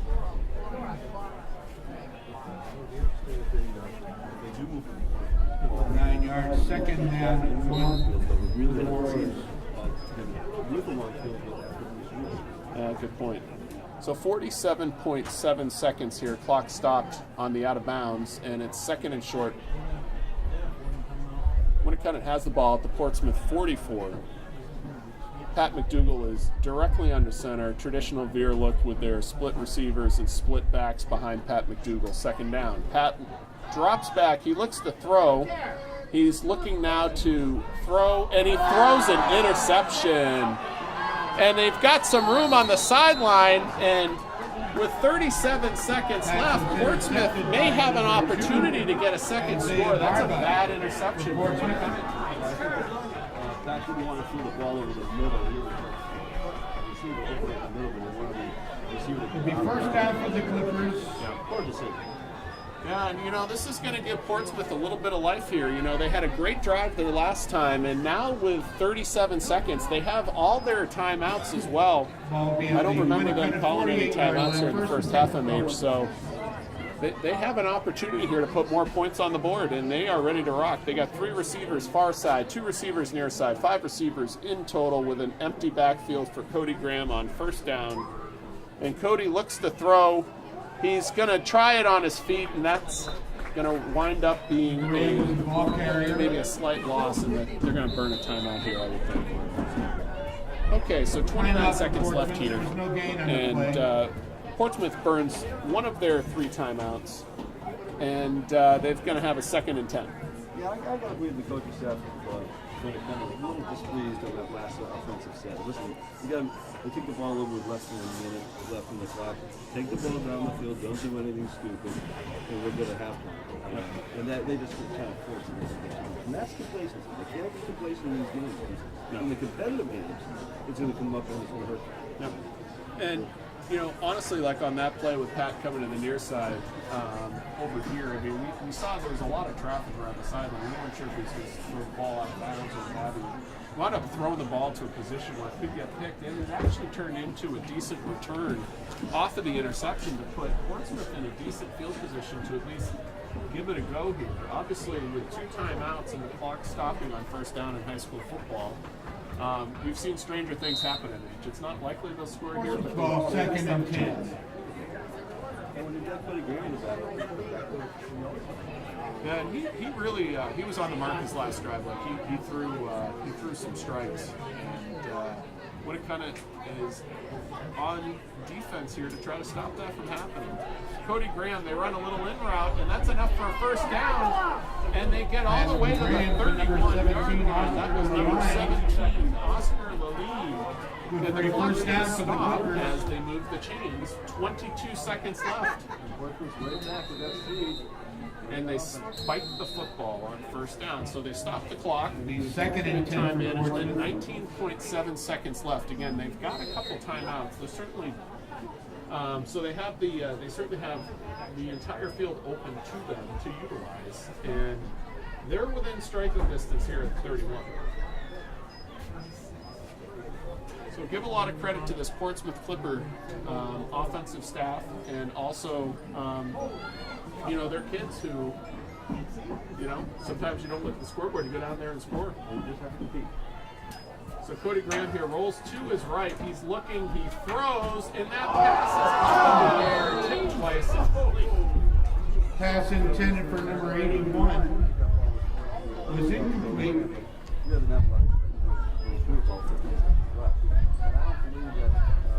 They're in 10 for the Clippers.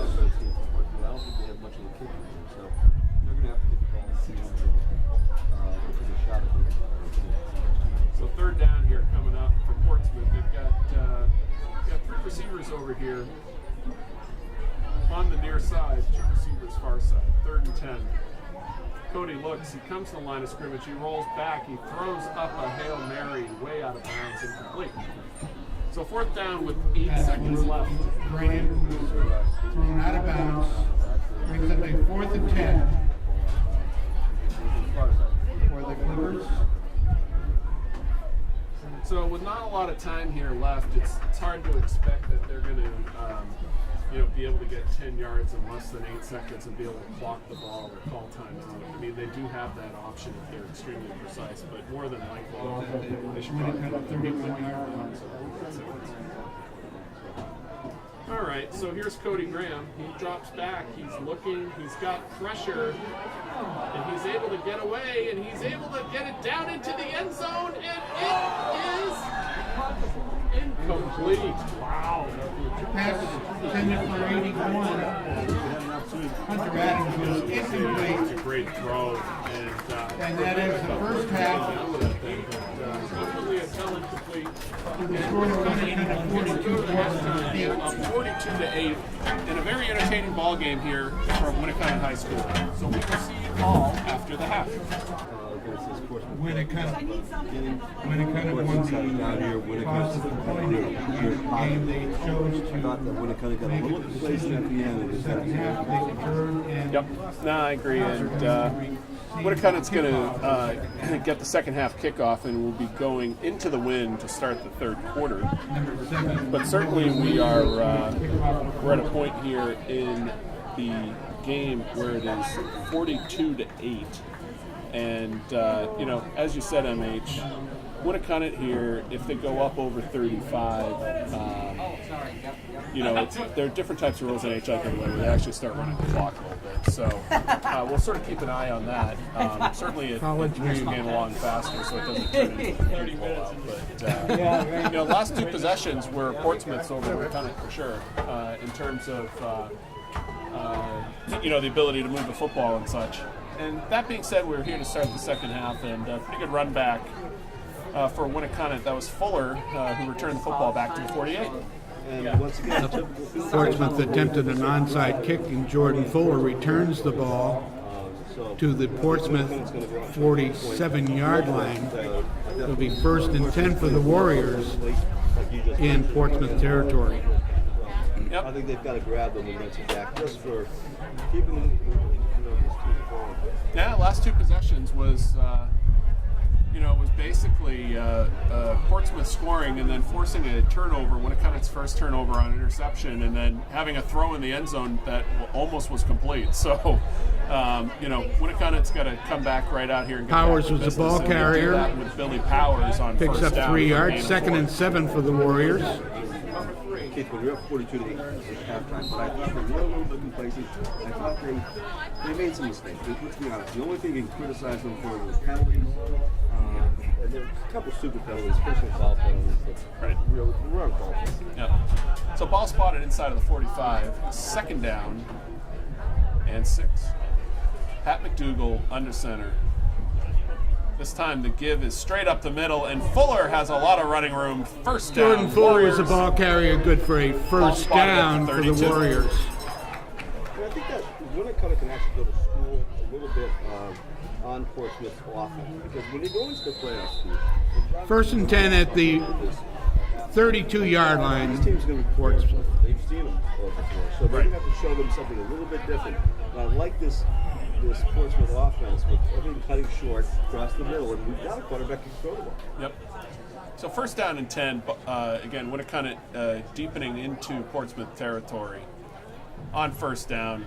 This time the give is straight up the middle, and pretty effective gain on first down. They've been able to get heavy chunks with Fuller. Jordan on Fuller is first the down. ball carrier. Just run behind that big offensive line, which we've given out accolades to all season. Picks up about 9 yards, 2nd and 1. Both sides, and they've done a fantastic job.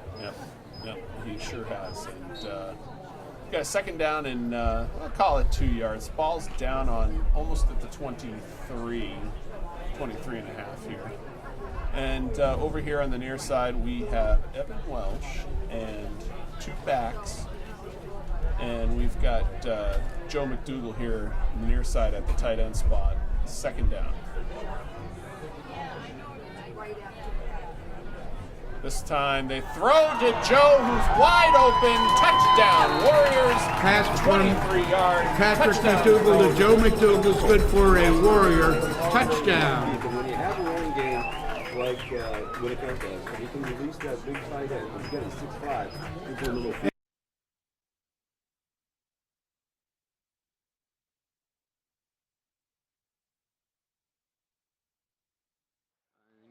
My idea. LaRosa again to hold, Kevin Gagnon in to kick it. Snap is down, the kick is up, and it is once again good. And the kick by Gagnon is good. As the teams head back upfield, Winnacunnet 49, Portsmouth 49 to 8. left third quarter. And so we'll go to that running time. To running for the remainder How of the game. long the coaching staff will kind of leaves the starters in this game. Because obviously the things are going from 49 to 8. They've got to be careful about injuries because they are going too fast. They know they're going to Whenever there's a 35-point difference in the second half, the ball game goes to running time for the remainder of the game. We've been very focused on their we'll stop the division, ball of on course, injuries or and timeouts. crossover with the North, but there's obviously Penalties two and other scores, but, conferences here in Division I football. And if you look at clock those will records continue so to far, run. in the South Division, you've got Gagnon Salem, is who's kicking the only off. other undefeated team in Division I at 6-0. Then you got Pinkerton, who's at 5-1, and you have Londonderry, who is also at 5-1. Londonderry's only loss was to Pinkerton earlier this year. And Jacob those Booton three returns teams the right ball now sort of have for the Portsmouth. inside track to a playoff spot. And if you look in that Western To the Conference, 32-yard line. you have BG and Alvern, French and who are both sitting at 27-yard line. 1-5, especially BG. That's a tough year for them. Keene at 0-6, and then you got Nashua First and North 10 for Portsmouth. 3-3, and Nashua South at 4-2. So it's very possible that you may have one division winner there, and the two wild cards come out of that South Conference. Right now, Londonderry, Pinkerton, and Salem all look like they're in. They've got the inside track right now. So far, if we look at the potential playoff teams here, with 3 games to go, you're certainly looking at a Pass from potential, Graham to Connor. with Winnacunnet winning just one more game if they are able to salt this one away tonight. Is a 1-yard loss, 2nd and 11 for Portsmouth. And with high school football, having a home game in the playoffs is very, very important. Yeah, I agree with that, and certainly, as we discussed, the other team that likely could go as much as 8-1 is Goffstown, right? Goffstown plays Central, then they've got Spalding and Memorial to finish out their season. So you think there's 2 wins there if they win at Central tonight. Pass intended It's for possible Jack that they Russo could is have 8 wins. incomplete. And Winnacunnet, They're down their in magic 11. number would certainly be to get to 8 because they have the tiebreaker against Goffstown. So you would think that one more win after tonight would give them 2 home games. That's right. And we talked about it before, but they're going to see, when they get to the playoffs, they're going to play a team that they've already seen before. And Yes. so those coaches will be able to scheme against Winnacunnet. And I think they're going to have to do something a little bit different because they were close games. Yep. And if we look at the, we talked about some of these other, potential playoff scenarios. I think right now, if you look at the standings, again, this Dover-Exeter game, if Exeter takes care of business, Pass intended for Connor it's is gonna be a tough game, incomplete. by the way, but Exeter is at home. Brings up a 4th down Exeter and 11 for probably, Portsmouth. If they take care of business, probably could finish at around 7-2, which might make them the 3 seed.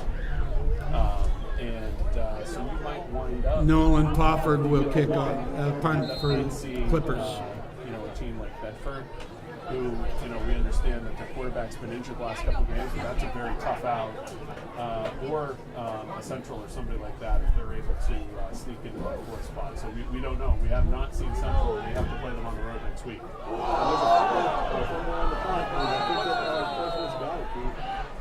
And they do.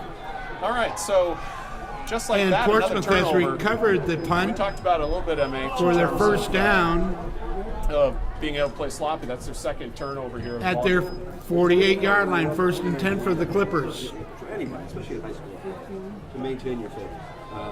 And they've got to, and I'm sure the coaching staff's going to be displeased about that because you've got to go out and you've got to play the full amount of the game. Yep. So first down coming up here for Cody Graham. 2 receivers near side, 2 receivers far side. Ball spotted at the 48. First down. Receiver in motion coming behind Cody Graham. And he is going to fumble the football, it looks like. MH, I think he put that ball on the ground.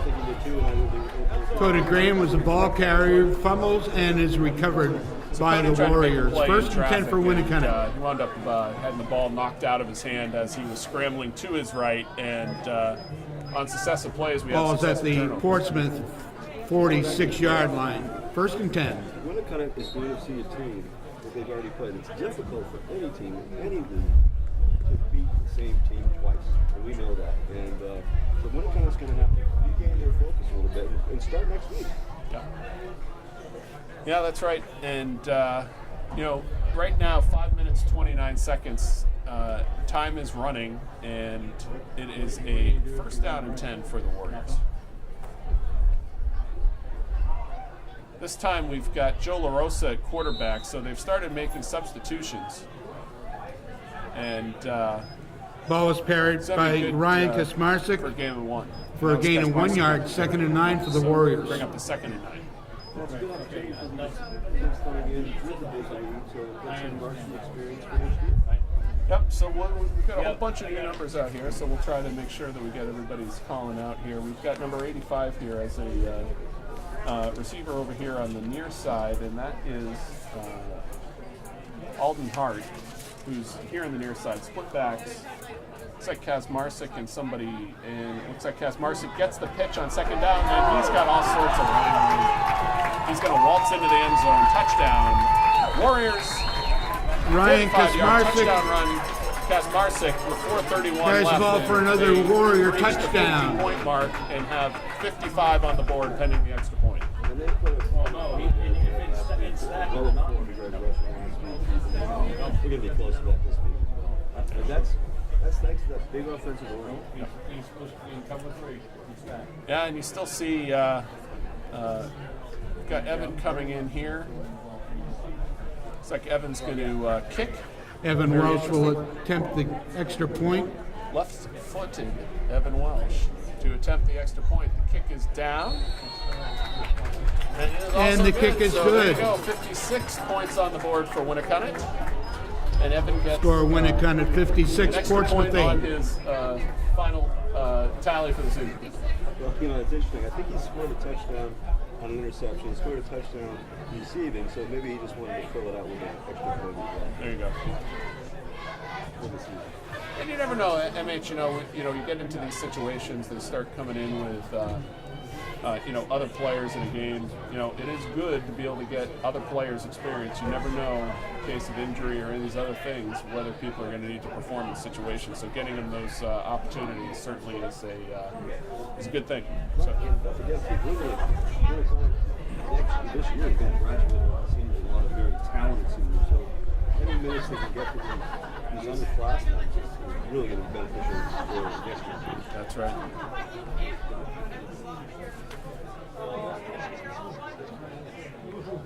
If I were the coaching staff for Winnacunnet, I would just focus on it for this second half. Let's try to play a clean second half. Let's not limit the penalties. Evan Welch will kick off for the Warriors. Yeah, exactly. So Evan's going to kick off here. 4 minutes 31 seconds left. 56-8. Again, time really only stops here on scores, timeouts, penalties, and such. But other than that, the clock's going to be running. Evan kicks it, gets it to about the 23, and it's fielded on the fly, and it is tackled at the 38-yard line where the Portsmouth Clippers will take over. And on Owen offense. Kane returned the kickoff for Portsmouth. There was a nice open field tackle there, by the way, proved by Jordan. It'll be first and 10 for There we the go, Clippers Jordan Gallagher. at All right, the so Portsmouth 38-yard is line. going to take over here, first down, and again, we've got some other players here now coming in. Again, we talked about some seniors. We've got Zachary McClellan over here, number 81, who is in the defensive backfield. Timeout for Winnacunnet. Josh Chase, number 8. And, we see Kasmarczyk still out there. We've got number 84, only Max had Clark, 10. who we mentioned earlier, who's out on the football field. He only had 10 on the playing field. defense. And we're going to continue to, as we see these seniors out there, you mentioned Jordan Gallagher's name earlier. We're going to make sure that we call them out to you on the broadcast so you guys can recognize these seniors. I'm surprised that they've kept Cody Graham in the ballgame. I don't know if he's going to come back now. They're down 56-8, 3:41 left in the third quarter. The game is over from a loss perspective. And as you and I both know, Cody Graham is super basketball player. At some point, you've got to protect that. Well, we'll see. I mean, we certainly Portsmouth still wants to work on some things as well, right? And as we'll have it, is a 1st and 10. Looks like there's certainly some other players here in for Portsmouth Clippers as well, MH. So I think you're right on there. So, for example, the player who took the pitch is number 14, Jack Russo, who is also listed as quarterback. So they pick up 11, it'll be a first down. So one of the things that you said, MH, is coming true here, which is Ball is carried by Jack Russo. Other players as well here. And it's first down for the Clippers. Ball spotted on the 49. First and 10 Clippers. Well, we know the Portsmouth not going to the playoffs, so it's a good opportunity for them to start getting things ready for next year. Absolutely. So Russo in the shotgun, first and 10. Takes the snap, he drops back and he looks to throw, and he's got a Pass like a intended for receiver number that, 44, Will Connor, is ready to incomplete. catch the football. Second and 10 for the Clippers. Second down, clock running still. Again, you've got a lot of replacement players in, so you'd expect the timing to be off from the quarterback to these other players that are not seeing it all the time on a regular basis. Second down and 10 for the Clippers. 2 minutes, 20 seconds left here. Third quarter time running. Two receivers near side, two receivers far side for the Clippers. Second down. And Winnacunnet jumps offside. That's Max Clark, 84. And he'll take a 5-yard penalty. Remains second down. Encroachment against Winnacunnet, 5-yard penalty. Second and 5. It's stay on his own. It's try to play as disciplined as he can, and get out of here with the win without a lose. So I'll bring up the second down and about 5 yards. Ball spotted at the Winnacunnet 46. Shotgun look once again for the Clippers.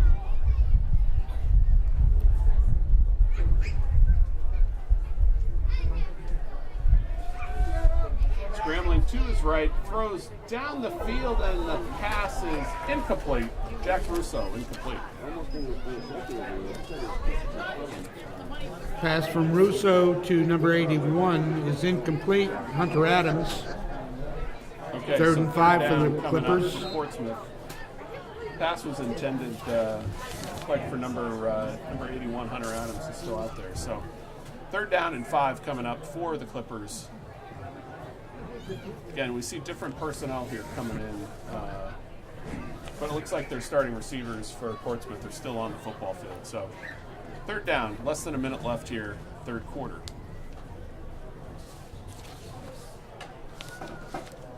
Russo takes the snap. He rolls here. He's got a lot of running room, and he's going to keep the football. Nice tackle on third down there. That was number 34. Russo was the Devin ball Miller, carrier. Junior, 6'2", 180. That'll bring up a fourth down and 4. Picks up a yard. It's 4th and 4 for the 30 seconds. Clippers. Counting here in the third quarter. I would think so, because they really haven't changed any field position all night with the kicking game, so they might as well take the opportunity to score. So they're trying to figure out here whether they're going to need to run a play here before the third quarter. I think they have to. There's been too much time. It's inside 10 seconds here, so this will be the last play of the third quarter. So looks to throw. The pass is off the mark, incomplete. And a pass from Russo And is that will incomplete. end the third quarter, and That ends will the third also quarter. end the current Portsmouth drive with the score. And the Warriors will take it 56. over the ball. Portsmouth. First and 10 for the Warriors. One of the quickest quarters of football that I've ever experienced in my life at this point in time, which makes a lot of sense in high school football. Yeah. Because when you do have a score like this, and if you had the regular time clock, it could get out and really up and real quick. Same thing happened last week. Yeah, so, as the fourth quarter comes in, we want to first make a call out here to the Winnacunnet band, who has been doing a tremendous job all year between playing the national anthems, sort of entertaining the crowd. We've got a big crowd here tonight. The student section is completely packed. They certainly have drawn very well. Like we said, this Winnacunnet team is going to get a lot of attention. It already has in the state. At this point, there's really no kept secret about this ball club for sure. They're at a point now where they're going to get a lot of these guys a lot of the time, so they need some rest, and they got to go prepare for Central. And for them at this point, they've got a very special change, boys. And I think they set it pretty well. They got to sort of treat each week. As we start the fourth quarter, it's 1st and 10 for the Warriors at their own 45-yard line.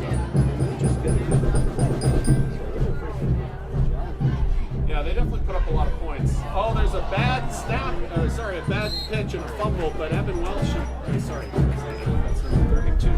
Christopher McClellan from There was a fumble on the play recovered by number 32, and Chris McClellan. Second and 20. Coming up Loss of 10 yards, so going to be second and 20 for the Warriors. Once again, that's a time issue.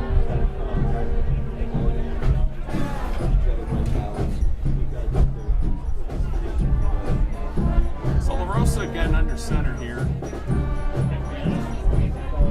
Just one receiver that's out, so they're playing sort of a 7-man line. And a give up the middle and not much there. The give was to number 30. Ball carrier is Chris McClellan.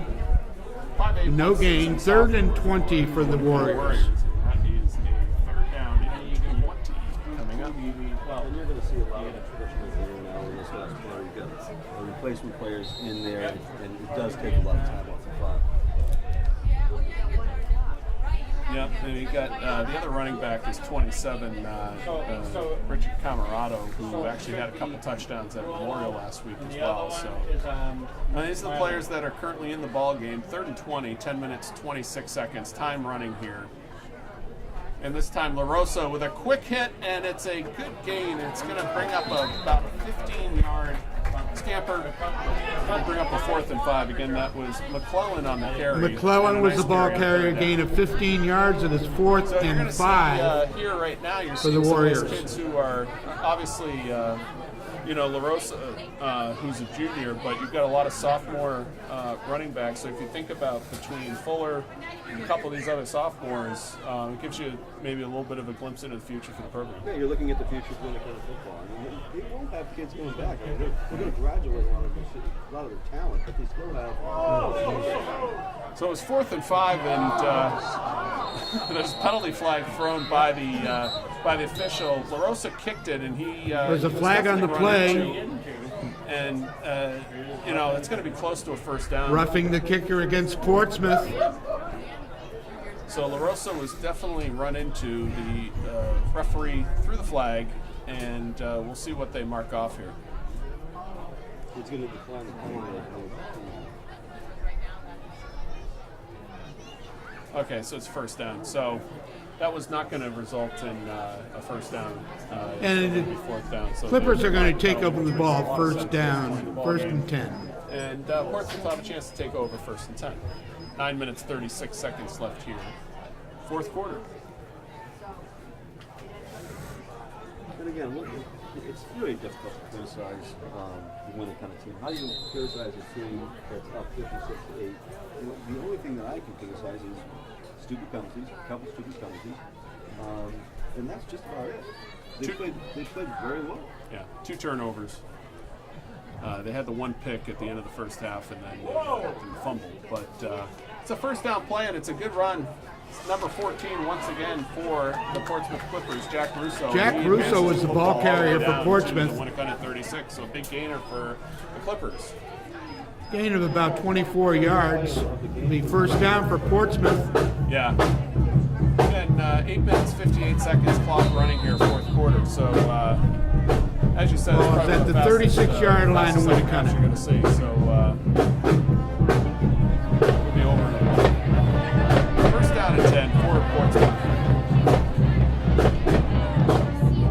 Russo again takes it, pitches it out here to the right. And it's going to be a gain of about 2 yards, all said and done. That was number 20. Carrying the ball for Portsmouth was KK Tor, number 22. Class of 2018. So Gain of 1 yard, 2nd and 9 for Portsmouth. 2nd down and 9 coming up for the Clippers. We'll see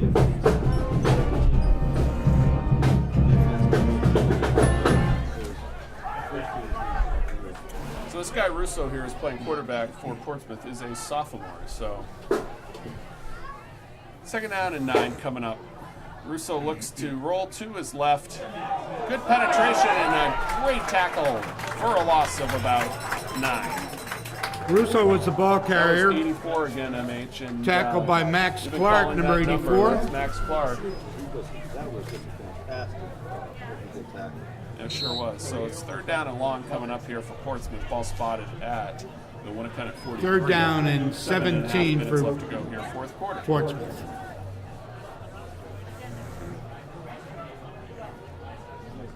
Portsmouth is going to run 4 wide receivers, 3 here, 2 to the near side, 1 to the far side. Russo again in shotgun, 3rd down coming up.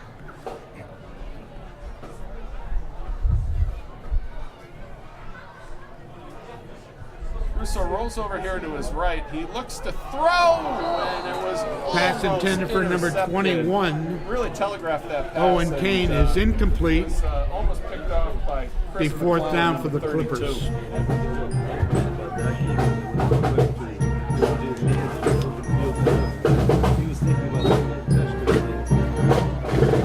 So 4th down and long here coming up for Portsmouth, and they got to get out their 18-yard play. It's 4th and 17 coming up for the Clippers. I know that's going to kind of handle Portsmouth pretty easily tonight, but this Portsmouth offense is a fun offense to watch. Yeah, they are.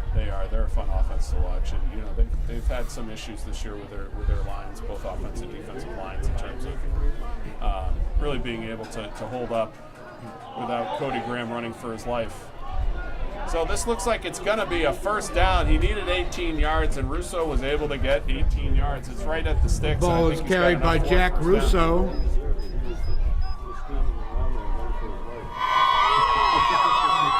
And it's good enough for 1st down for the Clippers. Portsmouth effectively moving the ball here with their second Ball's unit. at the Warrior 25-yard line, 1st and 10. 1st down and 10 coming up for the Clippers.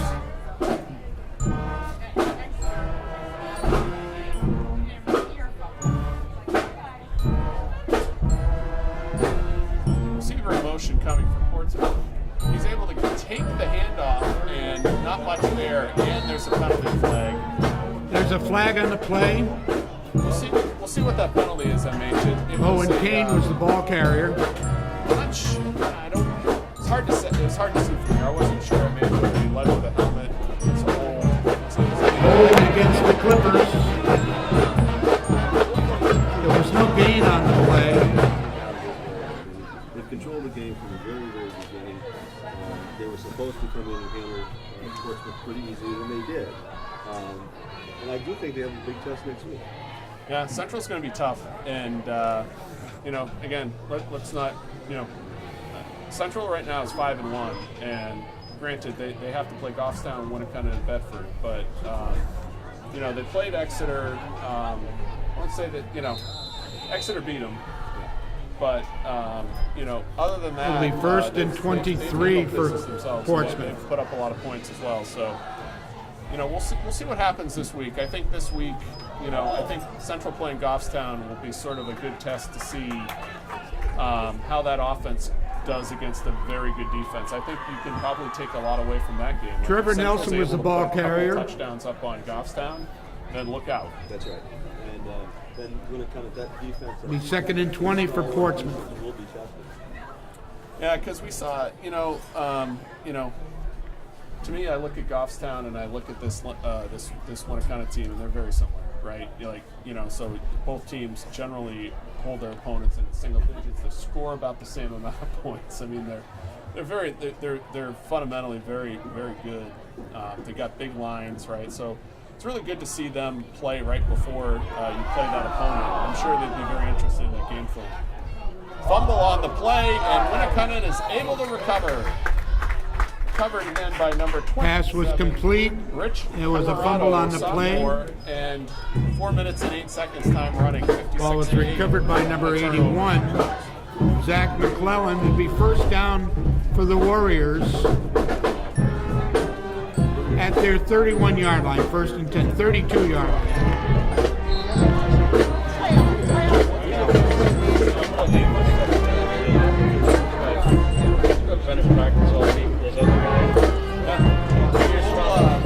Certainly, I think Central next week will be a good test for them.